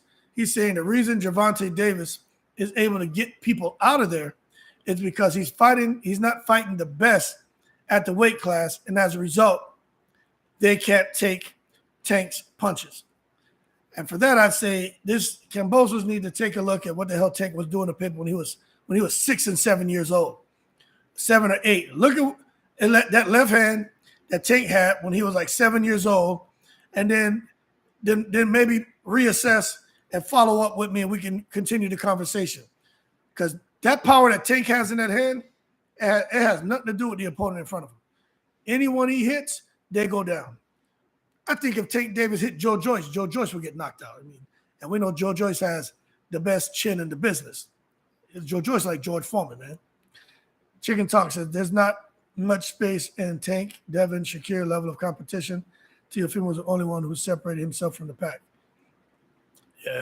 Yeah, he made an effort. Teofimo did, and then going up to 140, I don't think he's gonna do that well. I think if Teofimo because everyone's ducking Regis Prograis at 140. Regis Prograis is a problem, but if Teofimo was to fight Regis Prograis, I think Regis Prograis hurts him badly. Chinchilla, the look on the other little kid's face is funny. Yeah, that was hilarious. That little kid was, he got hit, and he knew it was time to just, let's just end it. He didn't know what was going on because he was sitting there, man, touching up Tank, little BS punches. Tank that one shot. That was it. Chicken Talk. The idea that Tank is fighting bums while these other guys are fighting killers is hilarious. Yes, it's a joke. Everybody wants to sit there and say these things about Tank, man. You know what? It's not his fault that he hits that hard. And people still don't want to give him credit for the fight he just had. I get it. Hector Luis Garcia, the Dominican, he just bubbled up to 135 from 130. I get it, but we're going to sit here and act like Chris Colbert wasn't really the man, this highly touted prospect. He was a champion, and there were high expectations for him. And look at what Garcia did to him. Like, I'm gonna be honest. After I watched that fight with Chris Colbert and Hector Luis Garcia, I remember thinking, because all them Dominicans are killing people right now. There's three of them, but it's Adamus, Hector Luis Garcia, not El Banana, man. He retired. He made millions, and he's gone back to the Dominican Republic. There's another Dominican fighter. But what I was getting at is those Dominicans right now, they need to put them on ped testing. I'm not saying they're cheating, but it's like a compliment is what I'm saying. Like, they've looked so amazing that it's like, man, you better check him. And that could be what Jerron Boots and his dad meant when he said they don't know what Chikadzian was on that had him being able to move around the ring the whole fight. I took it as he was saying, damn, he suggested he was cheating. But it could have been like, his way of complimenting him, saying he was in great shape. Chinchilla says, I believe at 135, it will come down to Tank and Shakur. Yeah, I agree. I agree. I like Devin Haney, man. I like Devin Haney. Just because I don't think he'll beat Tank or he'll beat Shakur doesn't mean that I'm downplaying him. Devin Haney is elite. Devin Haney is elite. And I want to make sure that I underscore that. I just think Devin Haney at some point is going to get hit. And what happens? What happens? It's going to be a situation like Mayweather and Maidana. The second fight, when Maidana hit Floyd with that right hand, and Floyd basically turned into a mannequin. He stiffened up like a mannequin. Floyd did this shit right here. And then went, and kind of just, stumbled back to his corner. But I just don't think, what's his name? Haney's going to be able to handle that power. They already talked about the sparring. He came in out of shape. He hit Tank with those heavy gloves. And Tank was out on his feet. Then everyone jumped in the ring, and then it continued. And then, Haney had, Haney got his momentum and was, getting the best of Tank. But I think it's what you're going to see is Haney's going to be doing this thing. And then at some point, because Tank, if y'all didn't watch that Garcia fight, Tank was dipping. He was hook and then coming over with the left. But it's the angles, man. It's the angles. And you have to be willing to take risks to be great in boxing. Tank has patience. He has boxing IQ. And he's very comfortable and smart in the ring. Now, Devin Haney is too. I remember watching Devin Haney when he first came over to DAZN. I was like, yo, this man looks like Floyd Mayweather. But I just seeing the fact that Jojo Diaz hurt him, Linares hurt him, the way they hurt him, I just can't see him getting beyond Tank Davis touching him. I don't see it happening. It's just, and Tank already knows he can hurt him. That's the other thing. Tank knows he can hurt Devin Haney. So, and much smaller gloves, 8-ounce gloves, instead of those 16 or 12s they were wearing for sparring. And he still stood him up. That's all I'm saying, man. But Shakur Stevenson, that guy's just super smart. Super, super smart. You watch what he does in the ring, man. Again, I'm watching that and it doesn't look, and it almost looks super simple, right? Man, he's just years beyond his age as far as his ability to think and and the things he's able to do in the ring. That's called discipline and being a student to the game. So I think him and Devin Haney would be a really good fight. It could be boring for a lot of the boxing fans who just want to see an Arturo Gatti, Mickey Ward style fight. But for guys who really appreciate that sweet science, I think that would be a very, very entertaining fight. Very, very entertaining, man. Young Elder says Gary Russell actually would be a decent opponent for Tank. You guys think? Well, you know what? He may be, because Gary Russell hurt himself. He wasn't able to use his right hand when he fought Mayaska, Magoya, whatever the guy's last name was. But he wasn't able to use the right hand, and that guy was coming at him hard. But if he has his right hand, that would be a pretty interesting fight, because Gary Russell can box. He can fight. He has super speed. That would be a fun fight. They'd have to bring that back to the DMV area for sure. Young Elder, Edwin, yeah, that's the name. Edwin de los Santos. That's the other Dominican, man. Those guys are problems. When they let their hands go, those Dominican fighters, they need to test those guys. That's how good they are. And Hector Luis Garcia, if he can, make sure his sight comes back right and the double vision and the light and redness he's seeing, if he can, get that to heal up, he's still go out here and make some noise. I don't think his career is over. He's not going to do like El Banana. El Banana come out there, man, and clip my boy from Philly, got all those belts. Then he goes out there and he loses to what's his name, to Jamel. And then he, has a little win, goes back, comes back, takes some losses, gets knocked out, and he's done. But he made, in a quick 2 years of getting those belts, that man made a few $1 million. He's chilling the rest of his life in the Dominican Republic, living good. His family, generations, if he manages his finances properly, they're good, man. So he, in my opinion, he won. And that's what it's all about, setting yourself up in the next generation. And El Banana did that. Chicken Talk. Hector is one of the, Chinchilla says, Haney has to move up to 140. Did you see the recent pictures of him and Crawford? Haney was bigger. Yeah, I saw that. We're there in the sweatsuits, man. Haney looked like damn, like George Foreman in that picture, didn't he? Make you wonder if it was the angle of the picture or whatever, but Haney did look like a monster. Makes you wonder, man. Remember, Crawford used to get down to 135 too. Makes you wonder what Haney especially is putting himself through to get down to 135. It's showing up in his face. He looks ghoulish at weigh-ins.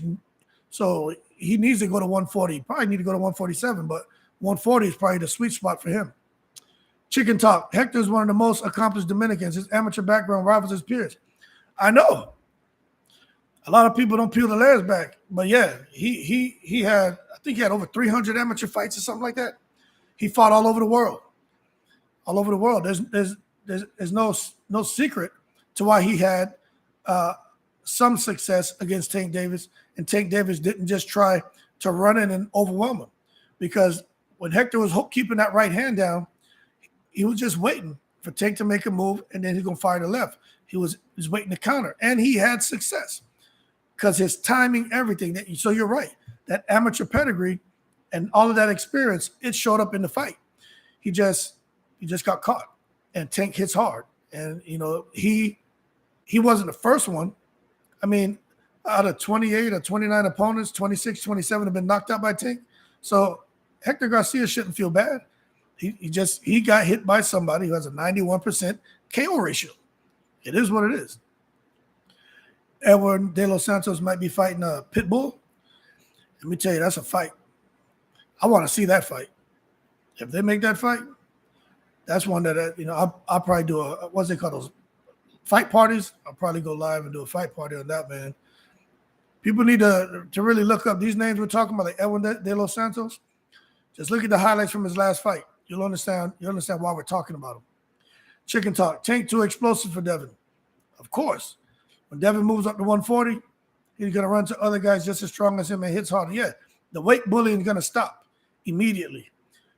Devin Haney going up to 140, it may help him with a little bit of the punch resistance because he's not cutting as much weight, but he's not bringing up power. Tank Davis has power. Tank Davis could go to 147. He could probably go to 154 and be losing that fight, boxing smartly, people complaining, oh, he has no business here. But when you hit like that, it just takes one shot. And then, Tank goes and shocks the world. But Tank's too small to me to be up at 154. But his power is big. I'm not saying he's going to go to 154 and become undisputed. I'm just saying when you hit like that, there's always a chance of someone getting comfortable and you catching them and it's lights out. Devin doesn't have that equalizer. Devin Haney was out here in fights asking guys after the fight, so what's my power? How's my power? Do I hit hard? My man, you need someone to tell you. You need someone here to come now and validate you. You should be able to validate yourself. You know if you hit hard. You know if you don't. So I just think Devin Haney, man, him going to 140, I don't think he would do good at 140 because I think he would already have self-doubt because he doesn't have the confidence in his power. But we know as far as being a boxer and his speed and those cat-like reflexes, yeah, I mean, Devin Haney is probably the top one of the top 3 guys who has those kind of reflexes and those kind of instincts. There aren't many guys in boxing who can do what Devin Haney does. Chicken talk. Teo at 135 was a more dynamic fighter than Devin.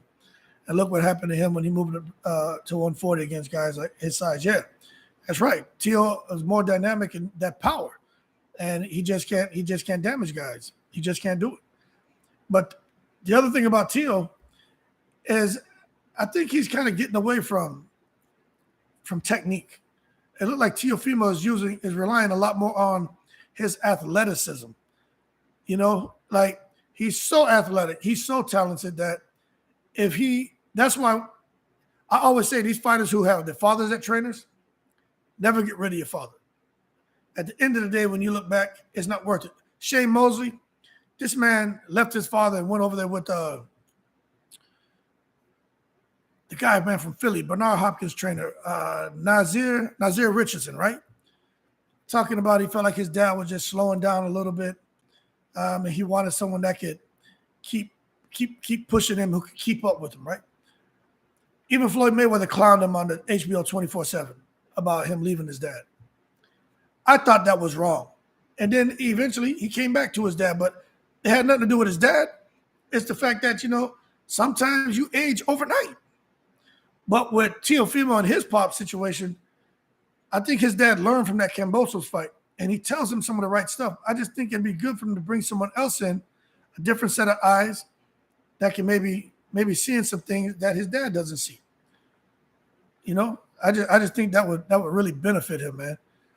Stay with your family. Why would you leave your dad? Bring someone else in, and take from them what you can, and then all right, we got a winning recipe here. And if you don't need them no more, or keep them on, but don't go leaving your dad. Now you gotta undo everything this man's ingrained in you. In their case, since he was a little kid, to someone now who's basically going to show you something and have you thinking what you learned wasn't right, and now you become confused and conflicted in a boxing match, and you end up losing because you did like the Daniel Jacobson, you did like the Berlanga. These guys who are leaving Rozier and going and picking up new trainers, and now instead of being lions, they look like pussycats, and pussycats that are getting their asses whipped in the ring. QT says, Kambosos said that an elite opponent can handle Tank's power. Yeah, we just talked about that, QT. Absolute madness. Nobody, you got to have an elite chin. You don't need to be an elite opponent. You know who had an elite chin?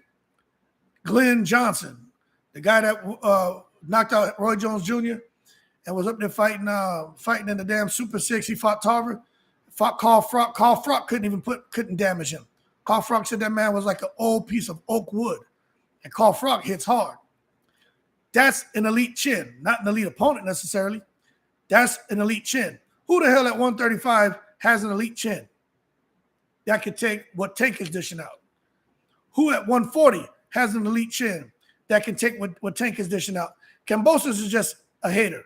Now, Kambosos considers himself elite. I like Kambosos, but he took it to the stupid. You know what I'm saying? He took it 100% to the stupid, talking about an elite. What's up, Bully Block? An elite fighter can handle Tank's shot. I mean, look, I woke up this morning, I had a little cereal. Kambosos woke up the morning, he made that comment, he had a bowl of dumbass, all right? So it is what it is.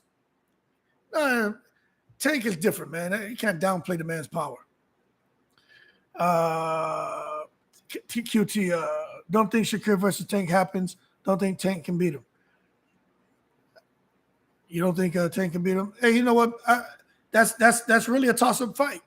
It's just a matter if Shakur Stevenson can box smart the whole 12 rounds, remain disciplined the whole 12 rounds, not find that he's getting some success against Tank, and then makes that mistake for that split second where he gets a little too aggressive and Tank catches him. Remember, Tank has patience on his side, and so does Shakur. But I think I think we'll all be on the edge of our seats watching Tank Davis against Shakur Stevenson, just waiting, because we know at any moment in time, if Tank Davis catches him, he's out of here. But at the same time, we could be on the edge of our seat saying, damn, it's the 8th round and Tank's face is all busted up because Shakur is just sitting here tattooing him with these little pop shots. Then on occasion, throw that jab out there, not to damage you, just to bring your guard down and come looping around with the right hand. See, those are things that Shakur he's going to be able to do that at spots in the fight. But what happens 8, 9, 10?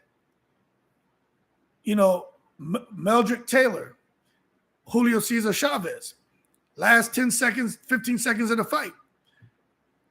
Taylor fought a perfect fight. Last 10 seconds, boom, out of here. I still think Steele did him a little foul and shit. End of the fight, he was winning. Still didn't have to do him like that. But it just goes to tell you, man, that power can show up at any time.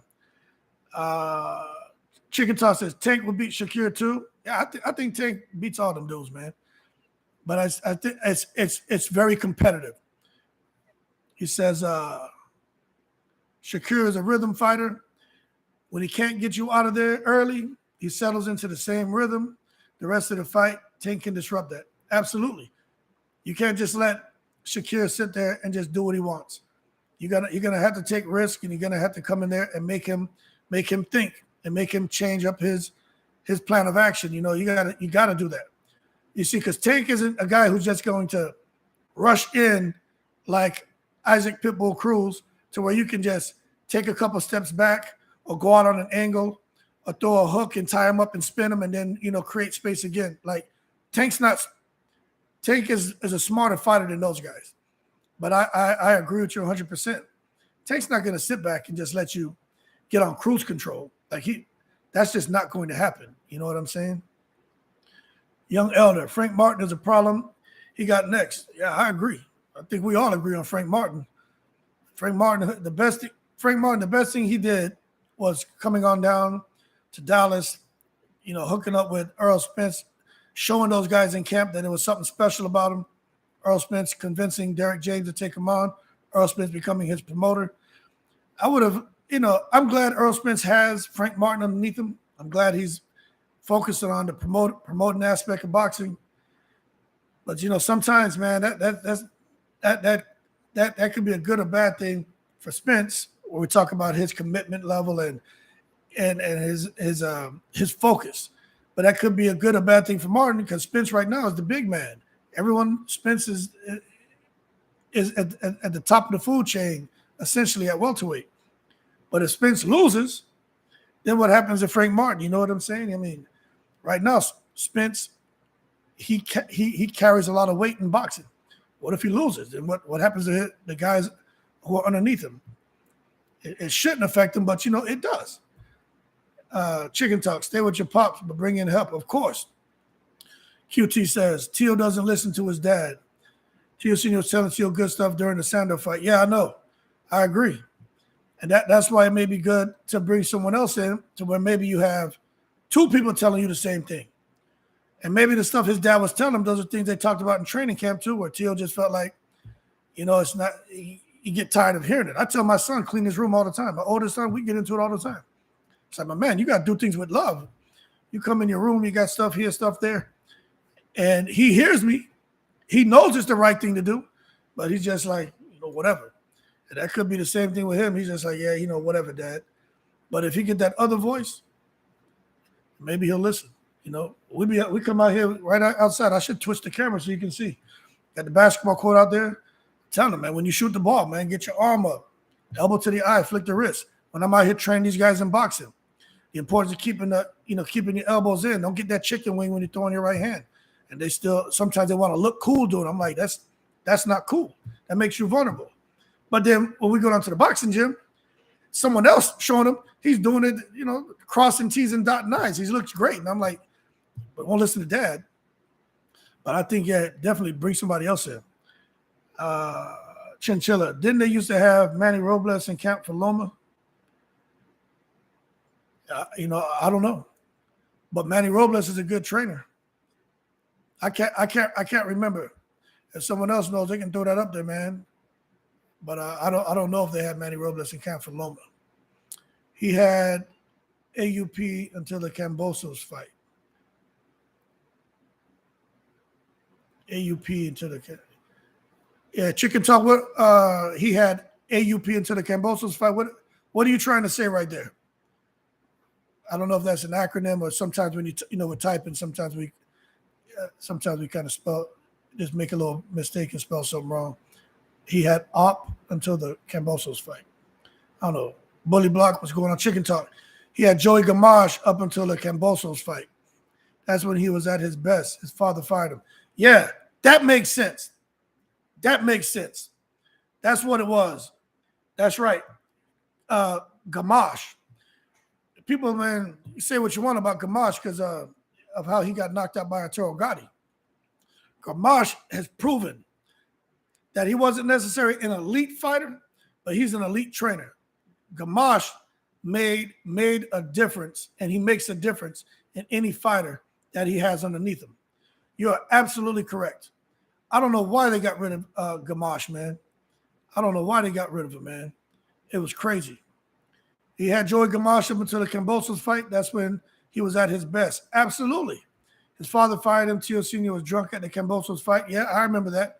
Just a complete idiot, man. He was partying with the crowd pre-fight.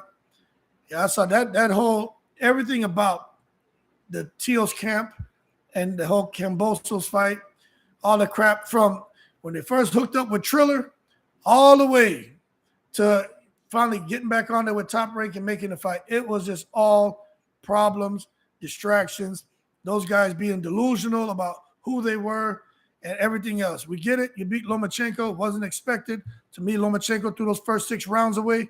It is what it is. But at the end of the day, you came out there, you won the fight, right? You did what you were supposed to do.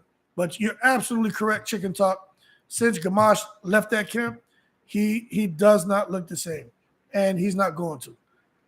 And I don't think they'll bring him back on because who knows how, as far as the separation, if these guys are respectful to each other or not. But some pride kills people, man.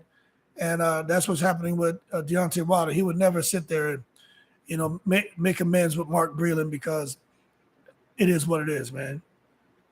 Yeah, Joey Gamache. That's who it was. Absolutely.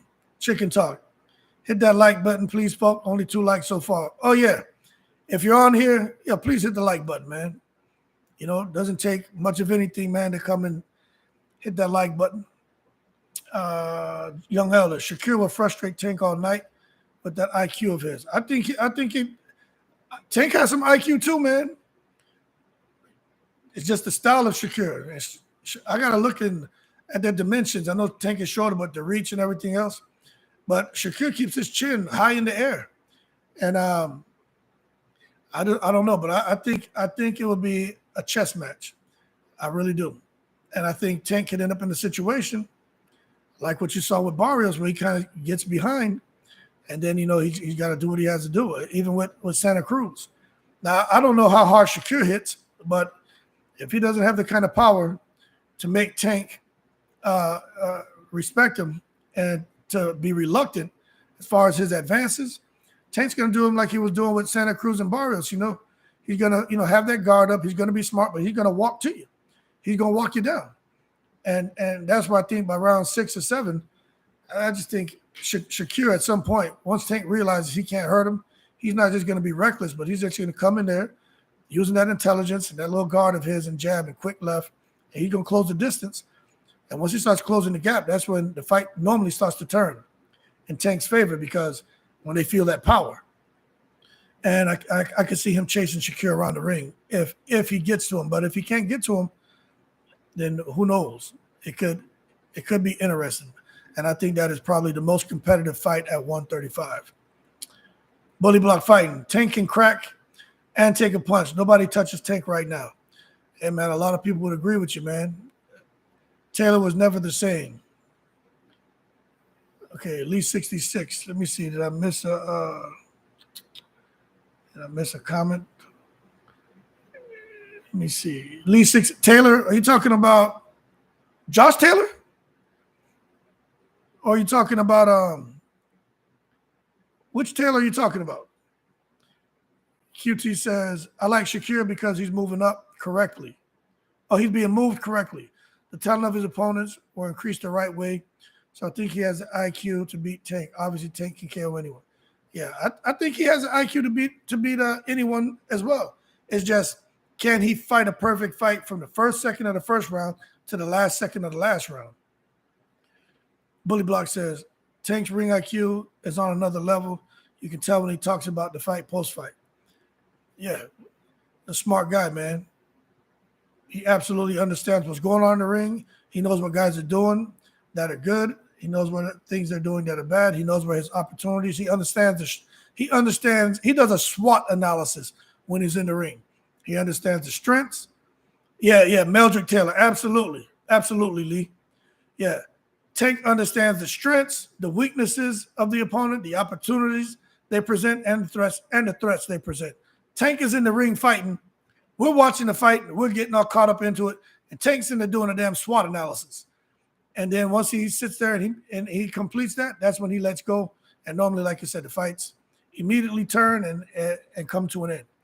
Bully Block Fight says, Teo, like Eubank Jr., thinks he knows it all. Yeah, we talked about Eubank Jr. a lot earlier in this chat. I think Eubank Jr., man, I don't know if he thinks he knows it all, but I know he used to talk a lot like he trains himself, and I don't know how much of that was truth and how much of that was him just, again, playing mind games. But he learned his lesson from this weekend. What he learned is he can be knocked out, and it only takes one punch. So Eubank Jr., him coming back, I think he's going to be a better fighter. But he fought the wrong fight. He was in there too comfortable, man. It's like I don't know what he was thinking. You can't stand in front of any fighter with your hands down.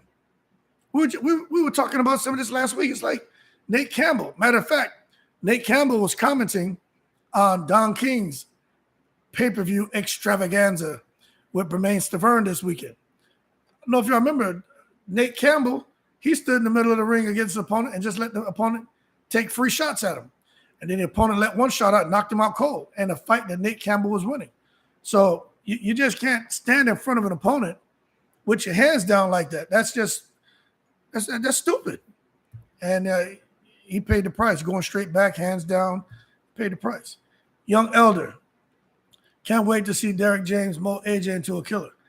And me too. I think if AJ can really listen, like really say, you know what, let me just forget being Big Femi, forget being the Lucozade guy, forget being the Under Armour guy, right? Forget all these endorsement deals. Like, let me forget about being that guy. Let me come back to the guy who getting in trouble, had an opportunity, came across boxing. Let me try to get back to being that guy, right? Because he's not going to have cheerleaders with him there in Dallas. A lot of people in America, diehard boxing fan knows him, but I'm sure that he's going to create a buzz being out there, but he should be able to move around for the most part and not be distracted. But if he can increase his commitment level and want to be a student, which they say he's always been a great student, but not sit there and tell the trainer that this doesn't work or get frustrated when they ask you to do something. Those are some of the gripes that Garcia had about him. He's like, man, we're sitting here telling him to do things, and he's getting mad. He has an attitude. He doesn't want to listen. He's telling them no. You telling Robert Garcia, no, that's not a good idea? Garcia didn't have to waste a whole year of his time going over there to help Anthony Joshua, someone who wanted to be ungrateful. Now, we understand with these fighters in training camp and cutting weight, they go through a lot of emotions. When you're coming off of a loss, well, I'm going to say losses because the Ruiz and Usyk lost, those things bother him. You're coming off of that bothers you. You could be a little moody. When you have a guy like Fast Eddie Hearn, who's just over there, if you lose, your career's over. We need you to win.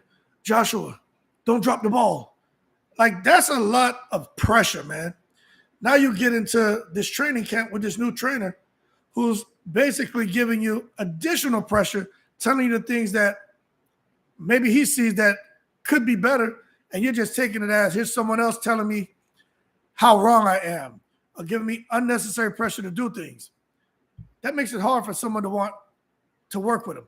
But if he can get with Derrick James and shut up and listen and do what Derrick James asks him to do, if he can just get 50% of what Derrick James has given Earl Spence, if he can just get 50% of what Derrick James has given Frank Martin, if he can just get 25% of what Derrick James gave Jermell Charlo. Because y'all remember when Jermell Charlo went over to Derrick James, Jermell Charlo was the twin, supposedly, that had no punching power. Nobody was big on Jermell Charlo. Yeah, he can fight. It was Jamal, the bigger Charlo. This Charlo has the power. And then Jermell now, when they talk about who has the power, like He-Man, right? Who has the power now? Everyone's talking about Jermell. Derrick James created that.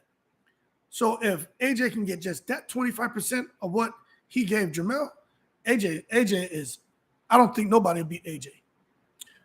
Got to give Deontay Wilder a chance because of that power. That's it. But other than that, you got to give AJ a chance because of his power. AJ's strong, man. AJ can fight. He just lost his confidence. But it could be another Adrian Broner type situation, man, where it's just the volume. You got to have volume. That's the only thing that kills Adrian Broner. He's a counterpuncher. He doesn't have the volume. AJ needs to have more volume to give himself a chance to really get these guys out of there. Chinchilla. Oh, okay. He said, Young Elder says, Devin may grow into power, by the way. He's still maturing physically. I do think there is a chance for him to increase his power, but it's different when you just, and I think you guys would agree, you know what I'm saying? It's different when you're just born with those heavy ass hands. You know what I mean? Like the guys who are born with heavy hands, they can lose all the weight they want. They still hit hard. Like you just can't teach that. You know what I mean? It's just how it is. Those big heavy hands, you can't teach that. But you can, proper technique, shifting your weight, getting your weight behind your punches, you can learn to increase your punching power. Jermell Charlo is a good example of that. He's become a power puncher. He can knock you out with one shot. But he's gotta really put some work into it. You can't just do like De La Hoya and throw a weird punch from a weird angle and tap you with that left hook and short circuit you. Deontay Wilder is just throw that weird right hand from any angle and short circuit you. Those are things that you can't teach somebody that. The Chinchilla says AJ has to put his ego and emotions aside and go all in with James. I agree with you, Chinchilla. I think that's the only way he gets something out of this. Absolutely. You gotta forget about who I am and understand that, you know what?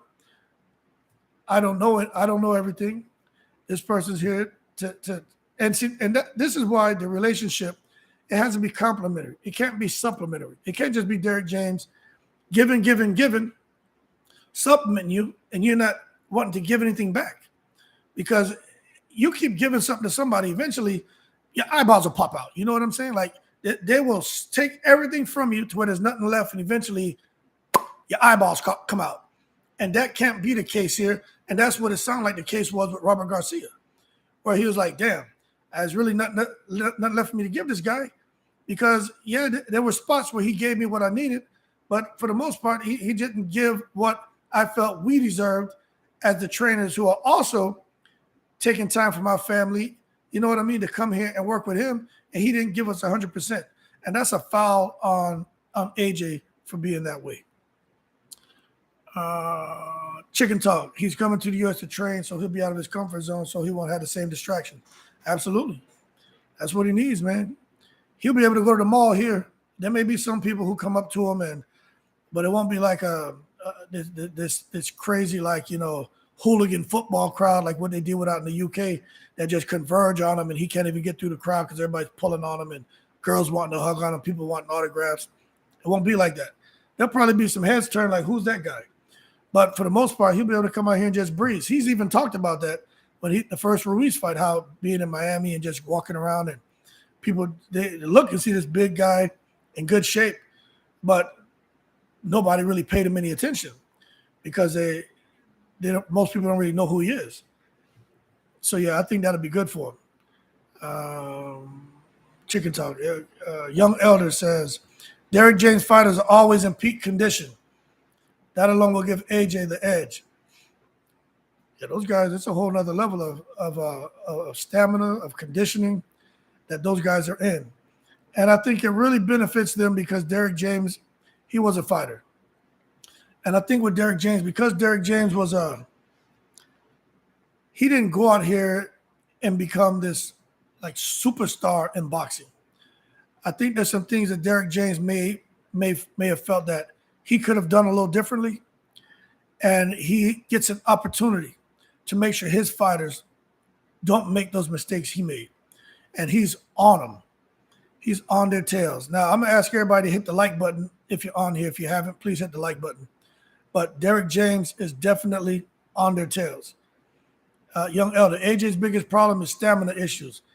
He must lose the muscles.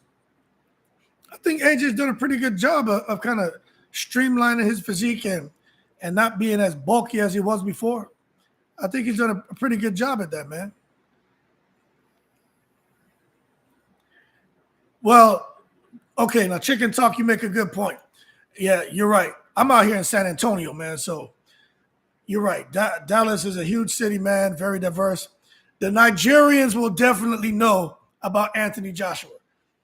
He definitely going to the mall, the Nigerians, and they're loud as hell. They're going to make a big deal if they see AJ. They love AJ. But I'm just talking about the normal, typical American walking around.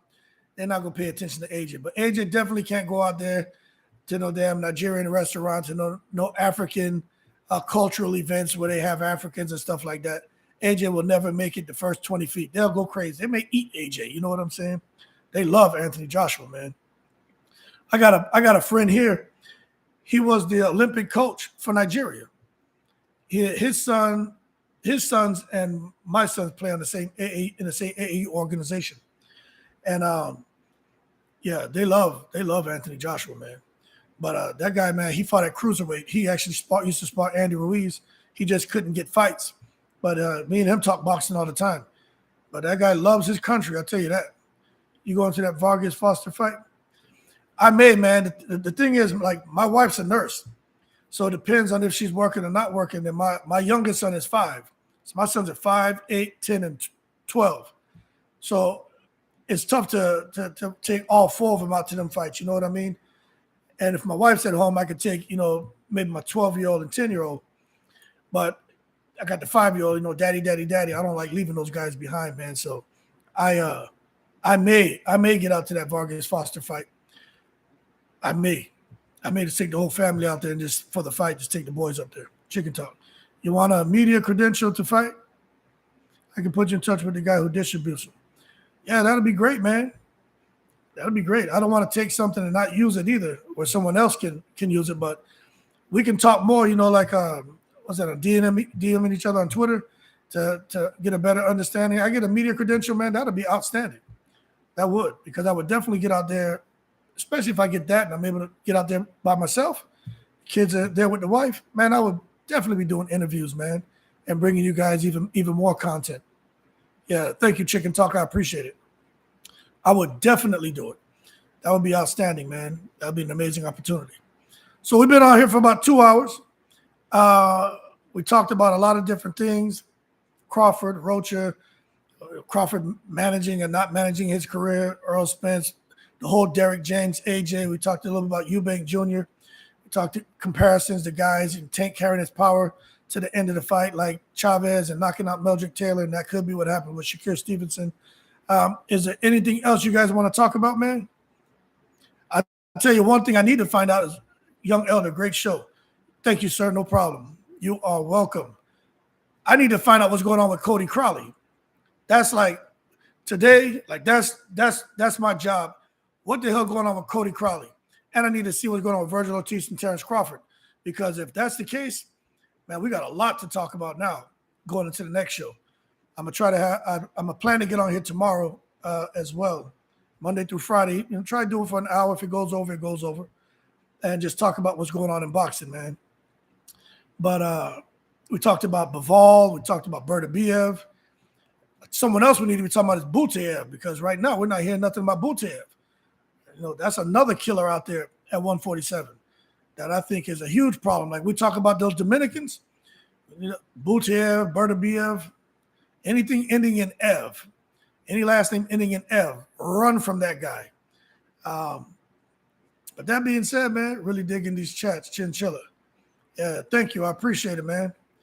I really appreciate you guys. I guess hitting the like button is probably one of the most important things I could have you guys do. So if you can do it, I'd appreciate it, man. QT, you take care of yourself. I appreciate you stopping in. But for everybody here before, but yeah, sorry about that. We had a glitch. But for those of you who are on here, man, I appreciate you guys. Please hit the like button. We'll try to get on here again tomorrow at the same time. But that being said, shout out to the veterans. Shout out to people from all 7 continents. Y'all keep cool and I'm in the breeze.